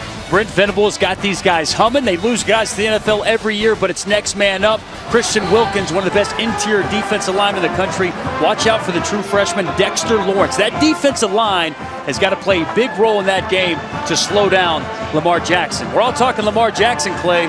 Deshaun Watson's got a thing or two to say about that here tonight, I imagine. That's a penalty flag. Can't kick it out of bounds. I know you like line play as a former A lineman. free kick out of bounds by the kicking team. By rule, the ball will be placed at the 35-yard line. First down. Time now for America's new favorite television show, Dusty's Dudes. And let's look at that inside play. You want to be a good team, you got to have dudes up front. Jordan Willis, one of those guys. You see the spin move back inside for the sack of Skylar Howard. Watch him right here at speed to power. Gets off the ball great. Then he used the inside arm as a long arm. Leveraged the offensive tackle off of him. And here's a little game inside. Tackle up the field. The defensive end comes underneath. Jordan Willis continues to make his presence known. Justin Crawford runs around that defense for a good run. That first wave came, and the slippery Crawford got away for a 10-yard pickup and a first down. He's quick, isn't he? Yeah. Quick. Sees the hole, hits it. Downhill right now. Junior out of Columbus, Georgia. West Virginia down 13 again. That's Crawford one more time. We'll get 4. Will Geary, built like a love seat, short and squat. Seems to always be in the right position. He made that last tackle. Outstanding nose tackle, always in his gap, splits double teams. Key cog in that middle of that Wildcat defense. There's Howard setting, hopping, dances out of the pocket, drops it off into the hands of Durant. He's got a first down. Here goes West Virginia again, moving to the line with tempo. Good job right there. Skylar Howard manipulating the pocket, allowing his receiver an opportunity to get open. He beats coverage on the linebacker Elijah Lee. Howard finds him. Big gain there for the first down. Trips to the near side for West Virginia, but they're going to run it with Crawford. And he finds some real estate inside the 25-yard line. Willis comes from his defensive end spot to track him down, but another nice run of 16 yards for Justin. You know, this rushing attack starting to find its way, and Karan White out there sealing off the edge, allowing Crawford for a big gain. Wow, this is Dana Holgerson's offense. Can you believe it, folks? Running the football, a child of the air raid. Crawford again on the ground. Picking up the tempo and the pace. Got their foot mashed to the ground. Dana Holgerson understands now the importance of being able to run the football. Twin receivers to either side. Howard steps out of trouble, and he's going to throw it away. Is it a sign of maturity for Dana Holgerson now that where he's at in his head coaching career, he knows what he's got to do? He's not going to stick to what he used to do. He realizes he has to evolve. That's exactly right. You know, coming out of the Mike Leach air raid system, they're all about throwing the football. And talking to Dana yesterday, he recognized and understood when he came to the Big 12. So many teams do this, throw it all over the yard. Had to be able to run the football. Well, unfortunately for Kansas State, Jordan Willis is down for the second time today, Dusty. You hate to see that. The leader of the front here for Kansas State. He's working on a pass rush. Plants and lands bad. Teammate Moore lands on that ankle. But Jordan Willis up, jogging off the field. A good sign. Well, it obviously looked worse than it was, right, because he's putting pretty good pressure on his lower extremities getting to the sideline. 6'5", 258, the senior from Kansas City. Great frame on that young man. He's got next level aspirations. When I watch him on the tape, that's a guy that I expect to get his opportunity on Sundays. Also Shell in the backfield with Howard on 3rd down and 6. Need the 14-yard line. Can't get it. Went to Durant. And so now it's 4th down. We'll see if Holgerson marches out the field goal unit or keeps the offense out there. He's going to do the latter. And Kansas State brought pressure right there. Nice job by the West Virginia offensive line. Give him a clean pocket. Skylar Howard misfires on the slant. Kansas State's D trying to take over on downs for the second time. No, they convert. Durant the catch inside the 5, 1st down. Goal to go for the Mountaineers. Like the exact same thing we saw on 3rd down. Kansas State brings the blitz. They go right back to the exact same play. This time, Skylar Howard on time and on target to Durant for the 1st down. Gain of 17 yards for Durant. the many underclassmen on this team. Howard to the end zone. High throw, incomplete. It sails over the head of Shorts. There's that big fourth down conversion moments ago. They brought the blitz. Looks to one side. He's got Durant right there on the slant. He beats the nickel back. Donnie Starks in coverage. And a nice pass right there from Skylar Howard. West Virginia has been behind for the entire ball game, trying to remain undefeated. Baylor, the only other undefeated team in the Big 12 at this point after a win today at Iowa State. 10th play of the series. On the ground, Shell. Ball comes out. Kansas State recovers. Kendall Adams has it. And that Kansas State defense does it again. Wow, Kansas State just coming up with a big play. Reggie Walker, the backup defensive end that continues to make plays. We've seen him in the pass rush game all day long. Right there, gets a hand on the football, squirts out, and Kansas State forces their second turnover of the day. And that one, a huge turnover with West Virginia going in for 6. Now it's Kansas State's ball. Yesterday, Coach Snyder told you and I, open field tackling and takeaways are going to be the biggest keys for my team to come out of Morgantown with a win. We've seen them be excellent in both of those categories so far. Running play for Warmack. 9th takeaway on the year for the Kansas State defense. That's what they do, though. This is what Kansas State does. They typically, more years than not, they don't have a lot of penalties, and they win the turnover margin time in, time out. It's a recipe for success for Bill Snyder. Snyder ball, right? Snyder ball, man, at its finest. It's Jones, and he's a couple yards short. I'll tell you what, this Wisconsin Badgers team, they're for real. Let's get an update with Brendan. Yeah, Clay, as many expected, an old-fashioned Big Ten slugfest at the Big House. Wisconsin getting on the board here. Alex Hornibrook finds Dari Ogunbowale. That touchdown locks these two up at 7 over on ABC. Back to you. All right, Brendan, thank you very much. Back here in Morgantown, Kansas State taking over after a red zone turnover by West Virginia. Leading by 13 late in the third quarter. Ertz kept it. He's got the first down and more. He hasn't run a ton today, but when he has, he's been effective. He has. He's got athleticism. He's quick to get to the perimeter. Zone read here. Right there. He decides he's going to keep it.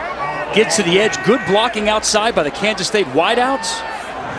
And a huge first down for Kansas State following the big turnover. They're on the goal line. 7 carries, 30 yards, and a touchdown on top of what he's done passing. The team's leading rusher coming in to week 4. Quarterback run game, always a big part of what Kansas State likes to do offensively. Just ahead of the play clock expiring again. Ertz taking a deep shot. And that's well out of the reach of Burton. Incomplete. Tonight, after our big Pac-12 game between Arizona and UCLA, don't miss Sports Center at night. Lisa Kearney, John Buccia-Gross. They'll have all the highlights from college football. Baseball's playoff races. Day 2 at the Ryder Cup. And everything else. Sports Center at night after Arizona, UCLA in the Pac-12. Cards won. The Mets won. In Major League Baseball. The Mets are headed to the postseason. It's on 2nd and 10, man open. There's Dominique Heath, incomplete. Well, Ertz put it where he needed to. Yes, he did. Right there on the sidelines. Great play right there by the defender to jostle that ball loose. That's Kaiser White. Jesse Ertz gets hit hard right there. But the defensive lineman, Christian Brown, brings up 3rd and long, where Tony Gibson wanted to be all day. Does he bring a blitz? I'd say yes. He's bringing pressure. And he backed off the heat. Comes late. Ertz in trouble. Down he goes. It was a slow starting pass rush, but Adam Schuler and Noble Wachuku got it done. That is the second sack of Ertz today for the Mountaineers. Xavier Preston, they walked him up on the edge. Kind of cheated like he was going to come, backs off like he's not going to come. Ultimately brings the pressure, flushes Jesse Ertz. They get the sack that they need to get off the field. Fourth punt for Walsh. Gary Jennings back. He's going to play it. Going the wrong direction, and he is spun down near the 25-yard line. A 45-yard punt for Walsh. No return for West Virginia. Well, Xavier Preston, we talked about it. They bring him on the blitz. He backs off. Now he's coming. Comes right off the edge. Forces Ertz to step up. The rest of the West Virginia defense there for a big stop.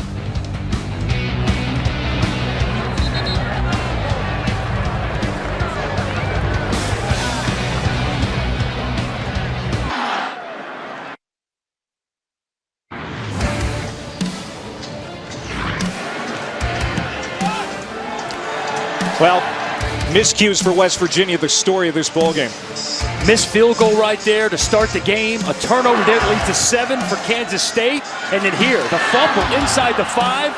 You feel like you want to get 6, but you're at least getting 3 points left out there on the field from miscues by West Virginia here this afternoon. With that said, the Mountaineers only down 13 points, and they've got a potent offense. There's Howard going deep to Gibson again. He made the catch! What a play! DJ Reed dehorned him, but somehow he held onto the football. Wow, we heard Dana Holgorsen tell us yesterday Shelton Gibson as good as anybody he's seen at tracking the football over his shoulder. He can speed up, he can slow down. You see him go up and get that football, adjust to it, while the defender, Reed, rips off his helmet. What a play right there by Shelton Gibson. A huge play that this West Virginia offense needed to get some life back into this team. Wow. Without a doubt, a SportsCenter top 10 nominee. You bet. 52 yards. There's some life in this crowd now.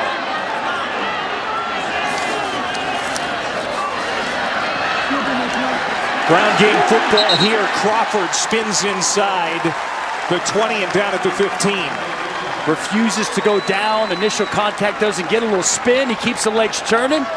Picks up a couple extra there on a nice gain on first down. Again, it's Crawford. Joe Wickline, former offensive coordinator at Texas. He's the offensive coordinator here, but Dana Holgorsen still calls the plays. 40 seconds to go here in the third. A 3rd and 5 coming up for the Mountaineers. The big third down here for West Virginia. We're watching Kansas State on film. Not a big down where they like to blitz, though we've seen here today on 3rd down they have brought some pressure to try to heat up Skylar Howard. Watch out for a security blanket right here as they've got him in motion to kill shorts. Guy Skylar Howard loves to go to in these type of spots. It's Crawford in the flat, off his hands. He quickly covers up just in case. It's incomplete. Stops the clock with 9 seconds to go here in the third quarter. And it's 4th down and 5. Dana Holgorsen has gone for it a few times here on 4th down. It's go time. It's go time. Dana Holgorsen, he's going to roll the dice. Looks like. Trusts Skylar Howard and his offense.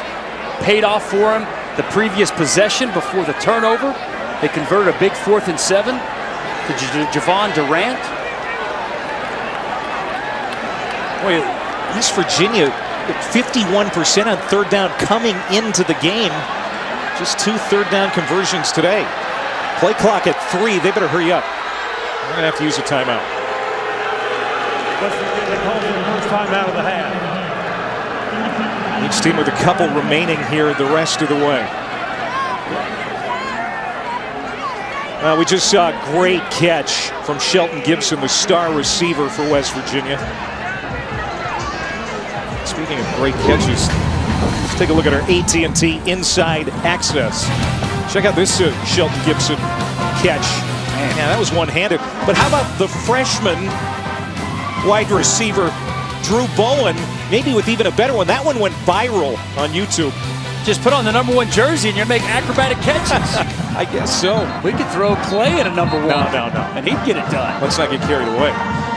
You're selling yourself short, Clay.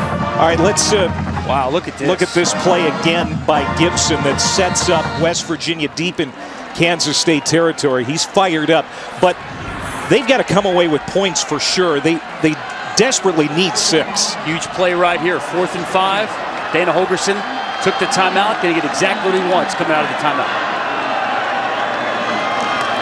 Howard looking to the right, the slant, and it's going to be very close. Yes, first down, West Virginia. It was Karan White on the catch. And that is likely the last play of the third quarter. Well, West Virginia has some momentum now headed to the 4th. Kansas State right there selling on the blitz. He finds his target, Karan White on the slant. Moving the sticks. Allowing West Virginia the chance to start the 4th in a good spot. Big kick return there from Kansas State. Ertz, the nice run, and a fumble by Rochelle Shell. We got a fun 4th quarter up ahead here in Morgantown. Dana Holgerson's team has 360 yards of total offense today, but just 3 points. Penalties, turnovers, ineffectiveness inside the red zone, the Achilles heel. But now here they are again in the red zone, Dusty. First down goal to go from the 10. Got to cash in for points here. 3's not going to do it. They're looking for 6 to start this 4th. That's Crawford. Good run. Still on his feet. Pyle moving toward the end zone. He may have gotten in. No signal yet from the officials. They are going to mark him outside of the end zone. The ruling on the field is forward progress was stopped at the half-yard line. At the half-yard line. Boy, Justin Crawford picking his way right there. Finds a little crease off the right side. And then the lineman, the whole team, driving, churning, trying to get in that end zone. How was his forward progress stopped, Dusty? It looked like he was going the whole time. It looks like he's laying in the end zone. Referees see it different. They hurry to the line. Howard on the keeper. His knee went down. But they're going to call it a touchdown for West Virginia. Their first of the day.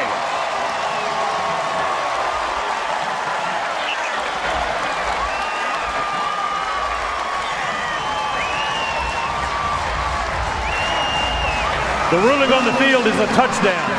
The previous play is under further review. He's not going to be in, Clay. Off the snap, he takes the snap and takes a knee right there on the 1-yard line. I'm going to be surprised if this isn't overturned. Take a look right there. Skylar Howard takes a knee right there, right off the snap.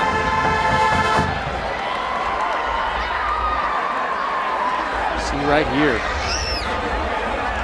Skylar Howard's knee. You're right. Goes down. I was watching it live and I saw it happen. Well, surely he didn't take a knee right there. In fact, that's a loss of a half-yard. Yeah. But we've talked about the ineffectiveness in the red zone, the miscues today. There's another example of West Virginia hurting themselves. Yeah. They're 1 for 4 in the red zone today. Yeah, like Dusty said, it'd be a shock if this isn't overturned. Ruled a touchdown on the field. It has to be indisputable video evidence to overturn it. David Dumas is the replay official today. Well, it doesn't get more indisputable than that, Clay. I mean, appears to me clear video evidence. His knees on the ground before he even makes a move. After further review, the quarterback's knee was on the ground with the ball at the 1-yard line. It's third down. You were right, partner. Well, I can promise you there will be many a time when that won't be the case, but on that one, yeah, it looked pretty clear to me. Skylar Howard takes the snap and goes right to a knee. I don't know if it didn't look like he lost his footing. But no. Clearly another one of the West Virginia miscues, setting up for a 3rd and goal. 8th play of the drive, 3rd down, goal to go. Crawford, wide open touchdown. Nobody in his way. And that one probably going to stand. No knee touching on the ground. Love the play design. They all get on close to the line of scrimmage like they're just going to quarterback sneak it like they did the previous play. Howard turns around. Justin Crawford having a nice afternoon here today. Walks into the end zone for the first Mountaineer touchdown of the day.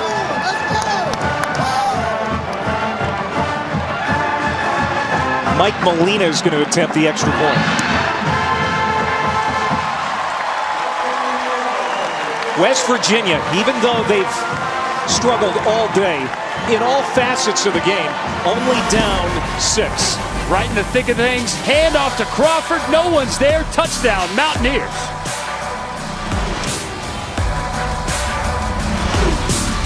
And Newton, Eli Manning, offensive line is shaky. He better watch himself. Boy, how about the life in this place now, partner? Man. It has come alive. Strike the field day here at Milan Puskar Stadium.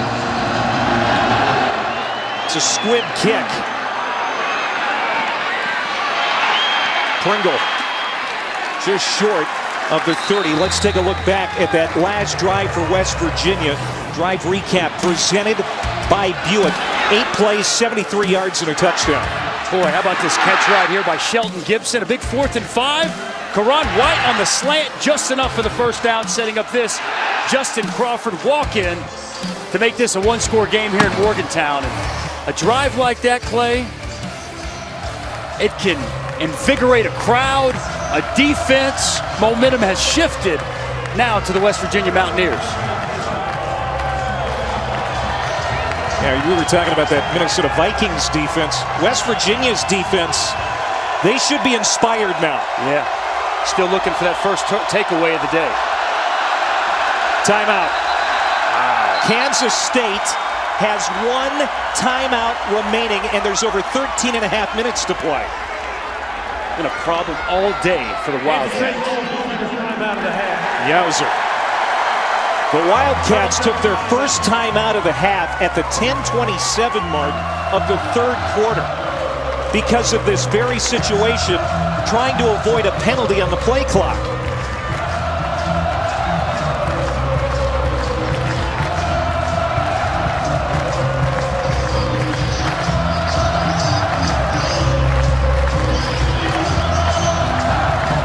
Something tells me if you brought the wrong color to the ballpark today, you had the right color in your trunk anyhow. And everyone is color-coded in the right section for Strike the Field here at Milan Puskar. This is a terrific atmosphere here today on this homecoming weekend. What a great scene in Morgantown. Got a great ball game here in the 4th quarter of a one-score game. And this crowd, they have come alive to help aid this West Virginia Mountaineer defense. West Virginia has been chasing Kansas State since the 1st quarter.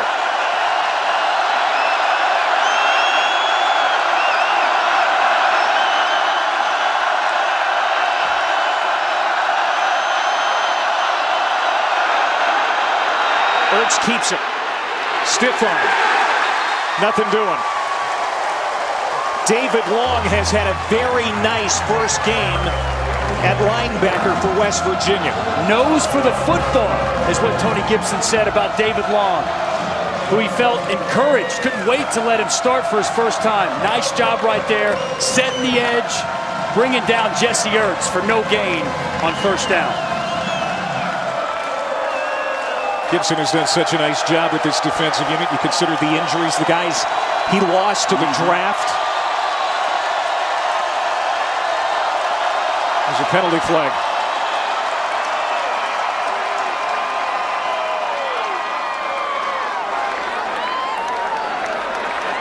Too many men.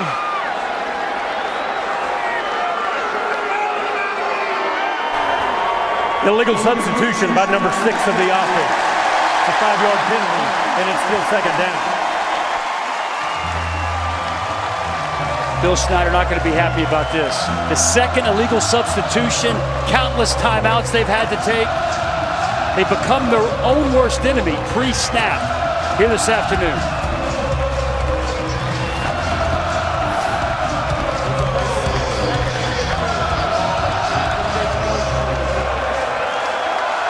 Burton couldn't get off the field in time. First penalty of the second half against Kansas State, their fourth today. Second and 15 now. Ertz setting in the pocket. Moves to his left. In trouble. Got rid of it down the sideline. Incomplete.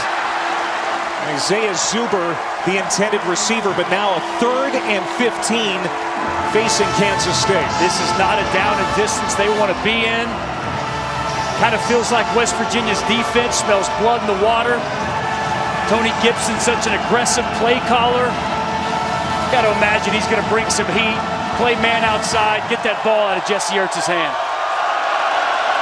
Charles Jones in the backfield, 3 receivers for Jesse Ertz.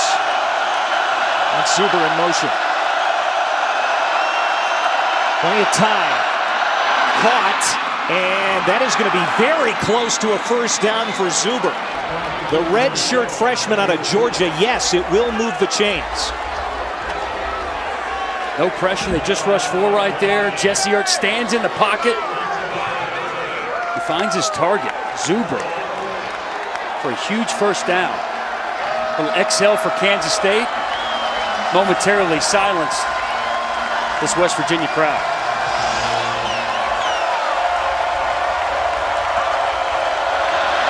After the 16-yard pickup to keep the drive alive, it's Warmack. Oh, he takes a hard hit. At the 44-yard line, Jeremy Tyler, Al-Rashid Benton, the veteran linebacker, also in on the stop. Let's get an update. Georgia, Tennessee, Brendan. Clay in Athens between the hedges. Tennessee trying to do the comeback thing once again, down 24-14. But here's Josh Dobbs to Alvin Kamara, 16 yards as he stays in bounds. It's 24-21 in the fourth quarter. Let's see if Georgia can hang on there. Motion. Penalty flags everywhere. A false start by number 56 of the offense. It's a 5-yard penalty, and it's still second down. Terrell Johnson, a senior from Manhattan, Kansas. You got to give that up to this crowd right here. Making it loud, making it noisy, can't communicate. He can't hear his quarterback. The crowd playing a big factor here in the fourth quarter. It's been sold out since Wednesday. They brought their pipes. Winston Dimmel in the backfield. 2nd and 11. Ertz threw behind his receiver. That was ugly. Intended for Heath. So now 3rd and 11. And that's on Jesse Ertz. He's got Dominic Heath wide open. Throws it behind him. Misses his target. Sets up a 3rd and long. One of those RPOs, the run-pass option. Ertz waited. Found Heath, but misfired. Throwing behind his target.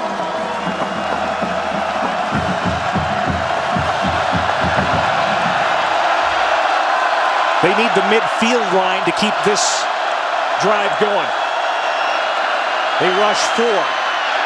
Ertz has time. Goes deep. Into coverage. And it looks like it's picked off. Yes, it is. Intercepted by Rasul Douglas. The ruling on the field is an interception. Douglas had a pick 6 last week. In the win over BYU, we're going to see if this holds up. It looks like it's a takeaway for West Virginia. We just talked about West Virginia needed a takeaway in this football game. And you'll see right here, Rasul Douglas go up and just take the football away. That is an interception. Fought for it right there with Pringle. And he comes down with the football. Big time play by the West Virginia Mountaineer defense. You talked about that offensive drive, what it can do. Some momentum, and then the defense responds with a big takeaway.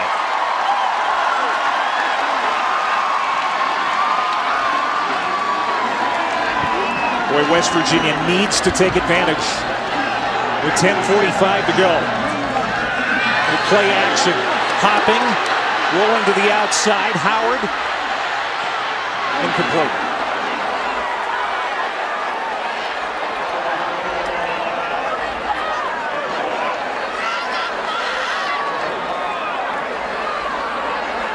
This offense, too many times, Dusty, has been its own worst enemy. It's getting to that point in the game. It's long in the tooth now. West Virginia has to do something here. They've moved the ball very well here in the second half. They had to fumble inside the 5. They came with a touchdown. Got to get a drive going here off the turnover. Durant, the 35, Starks with the tackle. So 3rd down and about 6. Durant's been a nice little target for him in the intermediate game. A little hitch right there, quick game. Ball's out quick. The pass rush can't get there. 3rd manageable, 3rd medium here for the West Virginia offense. Look at West Virginia on 3rd down today. Very uncharacteristic. 51% coming in. Haven't seen this guy much today. Jordan Willis here in the second half. Willis on the stunt, chasing Howard. Howard got rid of it. Dropped by Shell. Boy, it has been an awful day for Russell Shell. Yeah, they're setting up the screen right there. You saw Jordan Willis on a game coming inside. Right here, getting up, going under. A little text game right there. The tackle goes up underneath by Jordan Willis. They're trying to set the screen up to the other side. Howard actually throws it with his left. But Russell Shell unable to come away with that football. Wasted opportunity for the Mountaineers. Heath and Pringle both back to return this punt. Short kick, hits at the 31, and rolls out of bounds inside the 30-yard line. Kansas State has won 5 of their 6 all-time meetings, including the last 4. Colin Klein, a big day in 2012. And Kansas State with 4 unanswered touchdowns in the second half for the win in 13. Told you about Tyler Lockett, his punt return touchdown for a score in 14. And last year, Morgan Burns, that 97-yard kick return for the game-winning touchdown. So the last 2 years decided by a touchdown or less. It's a touchdown difference here, Dusty. What's going to decide this game down the stretch? I think who can run the football, take some pressure off the quarterback. We know Kansas State wants to run the football. Can they do it here in crunch time to ice away this game in the 4th quarter? That 3-and-out by West Virginia was 3 passes. We saw the previous touchdown drive. Mix and match. They were running it, they were throwing it, getting Crawford involved. I'd like to see West Virginia get back to running the football when they get the ball back. Keep that balance we talked about that they've had all season long. Real depressing 3-and-out for West Virginia, but there's still a lot of time. Kansas State going back to work. Ertz taking a shot. Incomplete. It's intended for Deontay Burton. I just talked about whoever runs the football, and they come out and they throw a deep ball on 1st down. I know he's hit a couple of shots down the field, but boy, when you got a lead in the 4th quarter, you think of the way this offense is constructed and what Kansas State likes to do. Very uncharacteristic 1st down call right there by Dana Dimel. And Ertz hasn't exactly been on the money today. 9 of 28. 147, and he's thrown a pick.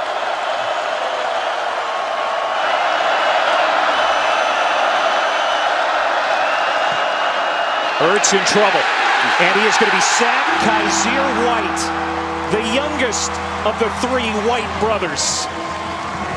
And that's the 3rd sack of Ertz today. Big loss. Well, if there's one thing I can do to describe Tony Gibson, this defense, it's aggressive. Look at all the Mountaineer hats right there inside the box. And it's Kaiser White. I would say the best defender, great athlete, making the big play right there to force a 3rd and long situation for Kansas State. Kaiser White got here in June after the transfer from JUCO. Boy, he has fit in quickly here in Morgantown. 3rd and long, Ertz will try and run for it.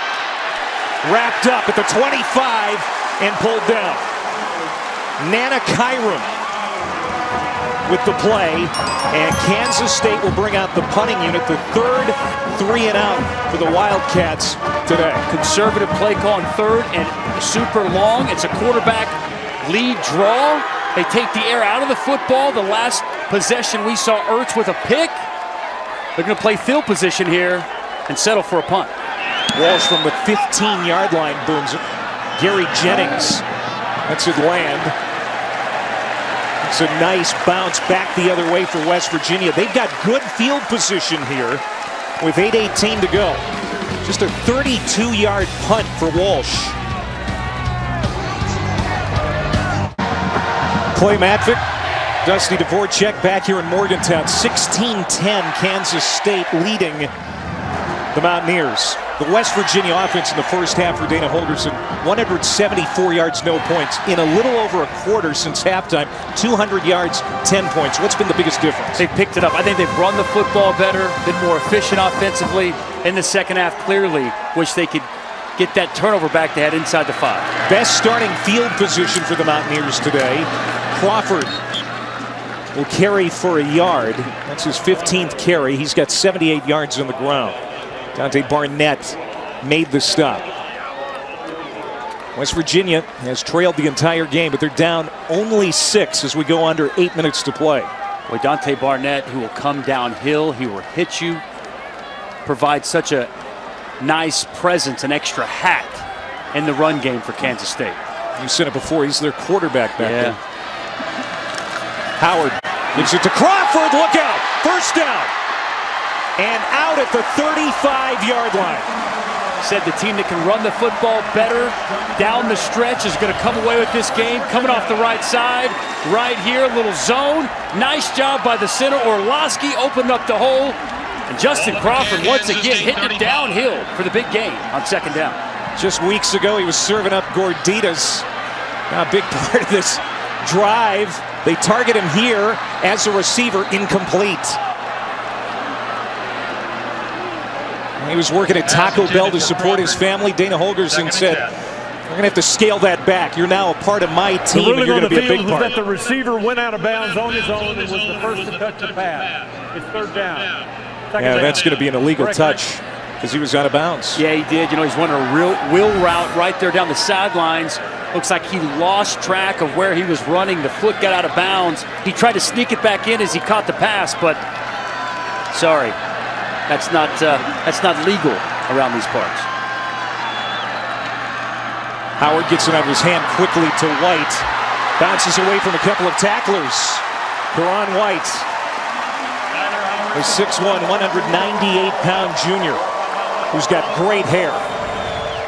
Karan White, the younger brother of Kevin White. You see Kendall Adams, a safety, come up. He's got him.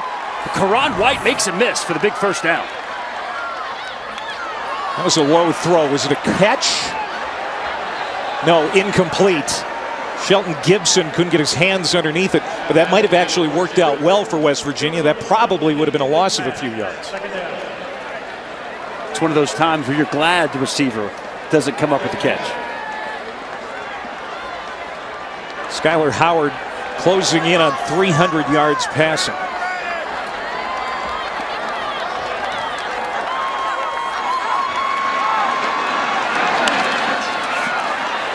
Draw play, Crawford.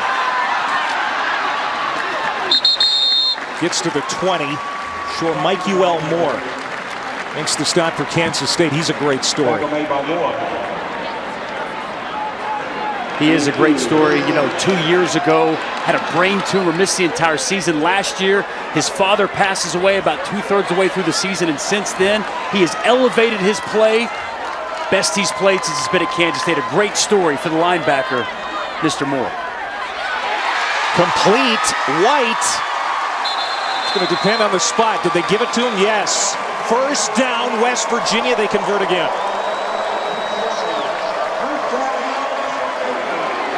Boy, Karan White really maturing, growing up before our very eyes. The brother of the top 10 pick in Chicago, Kevin White, making big plays here this afternoon. They go back to Crawford on the ground. He'll get 3. Moore again wraps him up. Third down as West Virginia is driving here, trying to tie it up. I said third down? Excuse me, second down. Pardon me, 2nd and 7.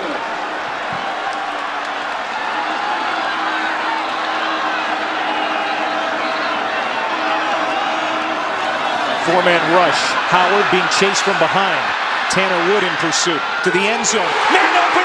Touchdown. Javon Durant.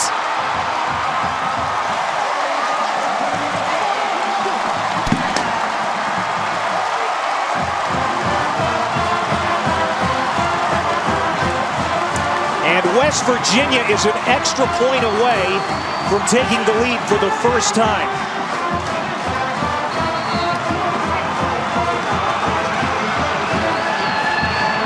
Nine plays, 57 yards in just over 2 minutes.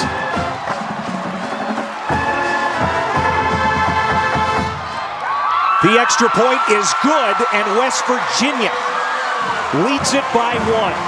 Skylar Howard, the tough, gritty senior, wasn't offered a scholarship.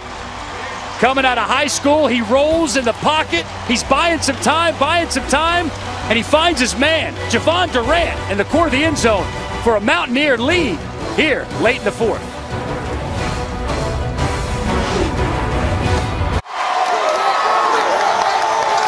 Nobody's sitting down in Morgantown. The lead belongs to the Mountaineers for the first time today with 6:11 to go. It's 17-16. Dana Holgerson, after that 3-0 start for the second straight year, cautiously optimistic after 3 games. Trying to get to 4-0. Now, keep an eye on the special teams, the return game for Kansas State. This has been the Achilles heel for West Virginia the last couple of years. K-State returns. It's a squib kick. Pringle slips through. And the kicker, Mike Molina, had to help knock him out of bounds. Decent field position here for Kansas State. We're going to see right here Javon Durant. He's going to run right along the back of the end zone. Skylar Howard rolls out looking for a target. He sees his man, throws it to him, hits him in stride in the corner of the end zone. Off balance, little fling of the wrist. On the money for the Mountaineer lead. How good, though, has that West Virginia defense been here in the second half under Tony Gibson? That 3 and out, got the football back. Forced a turnover as well. Yep. Jones. He'll get 3. Let's get a update on Wisconsin and Michigan. Hey, Clay, in the big house, tied at 7 into the fourth quarter, but this is Wilton Spate going up top to Amara Darbo, 46 yards, and Michigan has the lead. Back to you. All right, Brendan. So Michigan back in front in Ann Arbor. Here, West Virginia leads. 5.5 to go.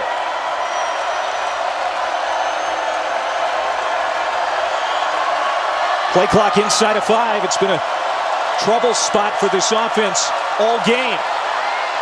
Barely got it off. Jones wrapped up and thrown back. Darian Howard, the nose tackle, makes the stop. 3rd down. Christian Brown, Darian Howard, and West Virginia defensive line playing the other side of the football there on 2nd down. Puts them in good position here on 3rd and long. I mean, Kansas State, they're notorious for using all the play clock, but this has been ridiculous today.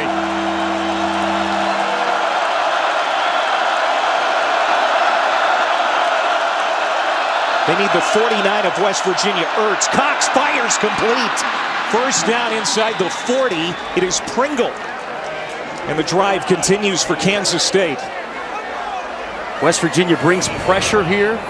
Man-to-man coverage on the outside. Jesse Ertz stands in there and finds his man Pringle once again for a Kansas State 1st down. 4th catch for Pringle. So that's 61 yards receiving. That was a 19-yard game.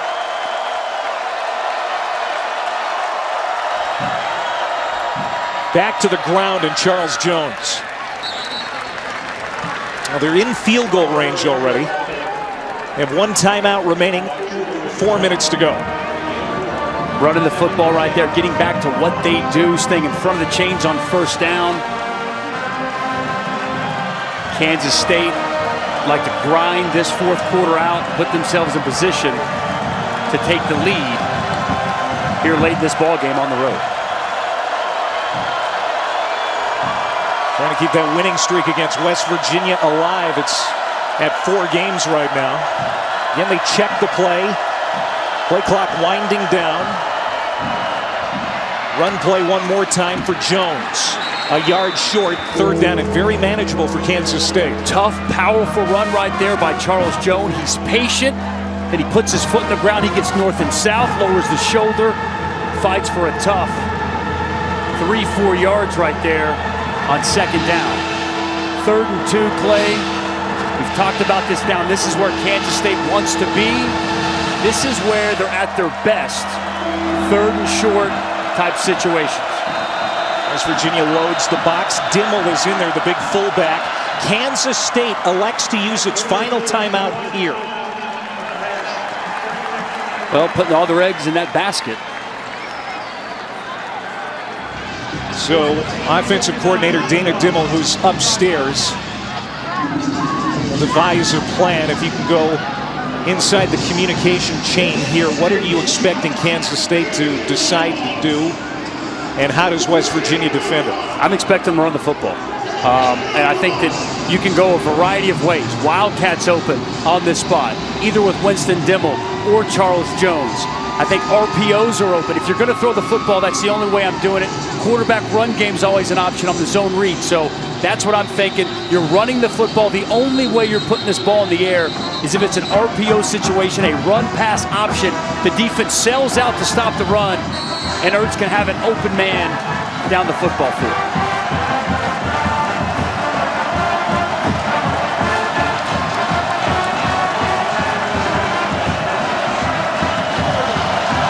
Surprised Dimmel's not out there here. It's Jones in the backfield with Ertz on 3rd and 2. Jones got the 1st down. Wow. A gain of 6 when they only needed 2. It's a zone read right there. He's going to follow his guard. Terrell Johnson up the hole, lowers the shoulder, keeps the legs churning. Nice jump cut right there. And a huge Kansas State Wildcat 1st down. West Virginia, they have a couple of timeouts remaining here. 2.5 to go. Kansas State out of timeouts. And Jones, no gain. And West Virginia will call one here. 2:20 to go. Don't forget tonight, 8 o'clock is the kickoff time for number 3 Louisville and number 5 Clemson in Death Valley. The other Death Valley. It's going to be great. Deshaun Watson and Mark Jackson, the 2 quarterbacks. All eyes are going to be on them. Is the game going to be decided by these 2, in your opinion? I think it's going to be decided by whichever defense can stop these guys. That's where I'm going. Louisville has played well defensively, especially against Florida State on their home field. But going on the road, facing that Clemson offense with Deshaun Watson, all the weapons he has at his disposal, going to test how good that Louisville defense is. And on the other side, my former DC, Brent Venables, had a talented group on that defensive side. And a top 5 defense the last 3 seasons. A good challenge today by Lamar Jackson. Brent Venables, of course, a former Kansas State D coordinator. The field goal kicker for Kansas State is Matthew McCrane. He has hit 3 field goals already today. They're within his range. 2nd down and 10. At the 24-yard line, Kansas State got it off ahead of the snap. Jones stumbles, and that's going to be a loss of a yard or 2. And West Virginia stops the clock again with a timeout. Charles Jones stumbles. Feet get a little bit tangled with his quarterback, Jesse Ertz. Looked like West Virginia was in good position to make the play, but didn't have to. Jesse Ertz. Don't know if we get credit with the tackle or not, but his feet were at play right there.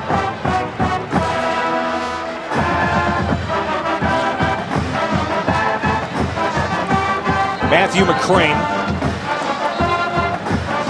has missed only 3 field goals in his entire career. He is 30 for 33.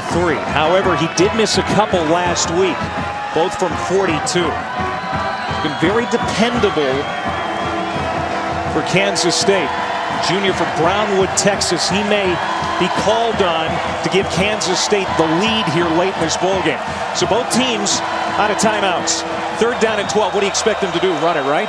Yeah, I don't know if they're going to take a shot here. If they do, expect something easy, quick game for Jesse Ertz. They are going to throw. Ertz now flushed. He's in trouble. And smartly throws it away to preserve the field position. So now it's up to Matthew McCrane as he tries to put Kansas State back in the driver's seat with just a shade over 2 minutes to go. Heart's got to be thumping right now. Blood pumping. Kick. Huge kick for him, with a chance for Kansas State to take a late 4th quarter lead here on the road in Morgantown. This is a 43-yard attempt out of the hold of Mitch Lockbeeler.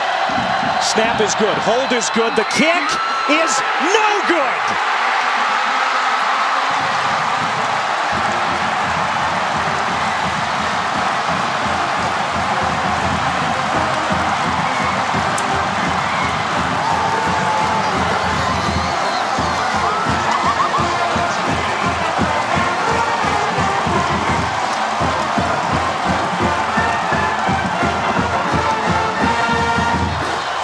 First miss today for Matthew McCrane after hitting from 37, 31, and 22. A little bit different circumstances here with the game on the line. As I mentioned, that heart's got to be thumping. The pressure of that kick, he pulls it just enough. And you see the excitement from the West Virginia sidelines. And we talked about the timeouts, Clay, that Kansas State had to burn earlier in the first half. Unconventional victory formation, but effective nonetheless for West Virginia as they're going to try and grind out this clock and are poised to go to 4-0 with a bye next week for West Virginia.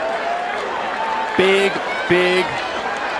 what looks like a win for West Virginia here today. Dana Holgorsen, West Virginia, before today, yet to beat the Kansas State Wildcats since they joined the Big 12.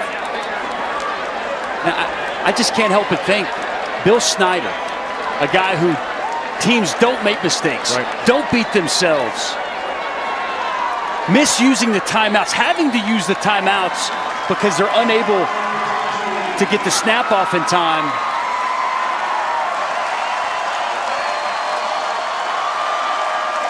I would just have to imagine, Clay, Bill Snyder going to be very upset with what transpired out here on the field today. Unable to get snaps off in time, unable to efficiently run their offense, and have to waste and burn the timeouts, both in the first half and really came to bite them here in the second half. No doubt about it. They're going to be talking about that this week in Manhattan. Kansas State will host Texas Tech next week before a trip to Norman.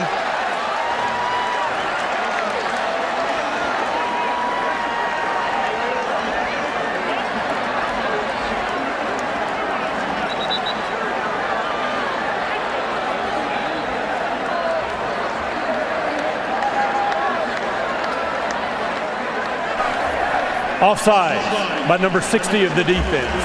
It's a 5-yard penalty, and it's still 3rd down. There will be a 10-second runoff, and the clock will start on my signal. Oh, big break there for West Virginia. Please set the clock to 27 seconds. Thank The you. Mountaineers, for the first time, are going to beat Bill Snyder as members of the Big 12. Not ranked coming into this week. A lot of people thought, well, maybe the Mountaineers should be in the top 25 after this win. Do we see them in the rankings this coming week? They should probably sneak into the top 25. Wins over Missouri, BYU, and now here fighting, coming back, and finding a way to start off the Big 12 season 1-0 and finally get that first Big 12 victory over Kansas State. Give Dana Holgorsen and the West Virginia Mountaineer team a ton of credit for fighting and finding a way to come out with the win here this afternoon. A homecoming victory and come from behind style in Morgantown. West Virginia in their second half, 17 points on 5 possessions. That gets it done. What a great atmosphere. 17-16, the final. Now we go back to the studio. Brendan and Buck.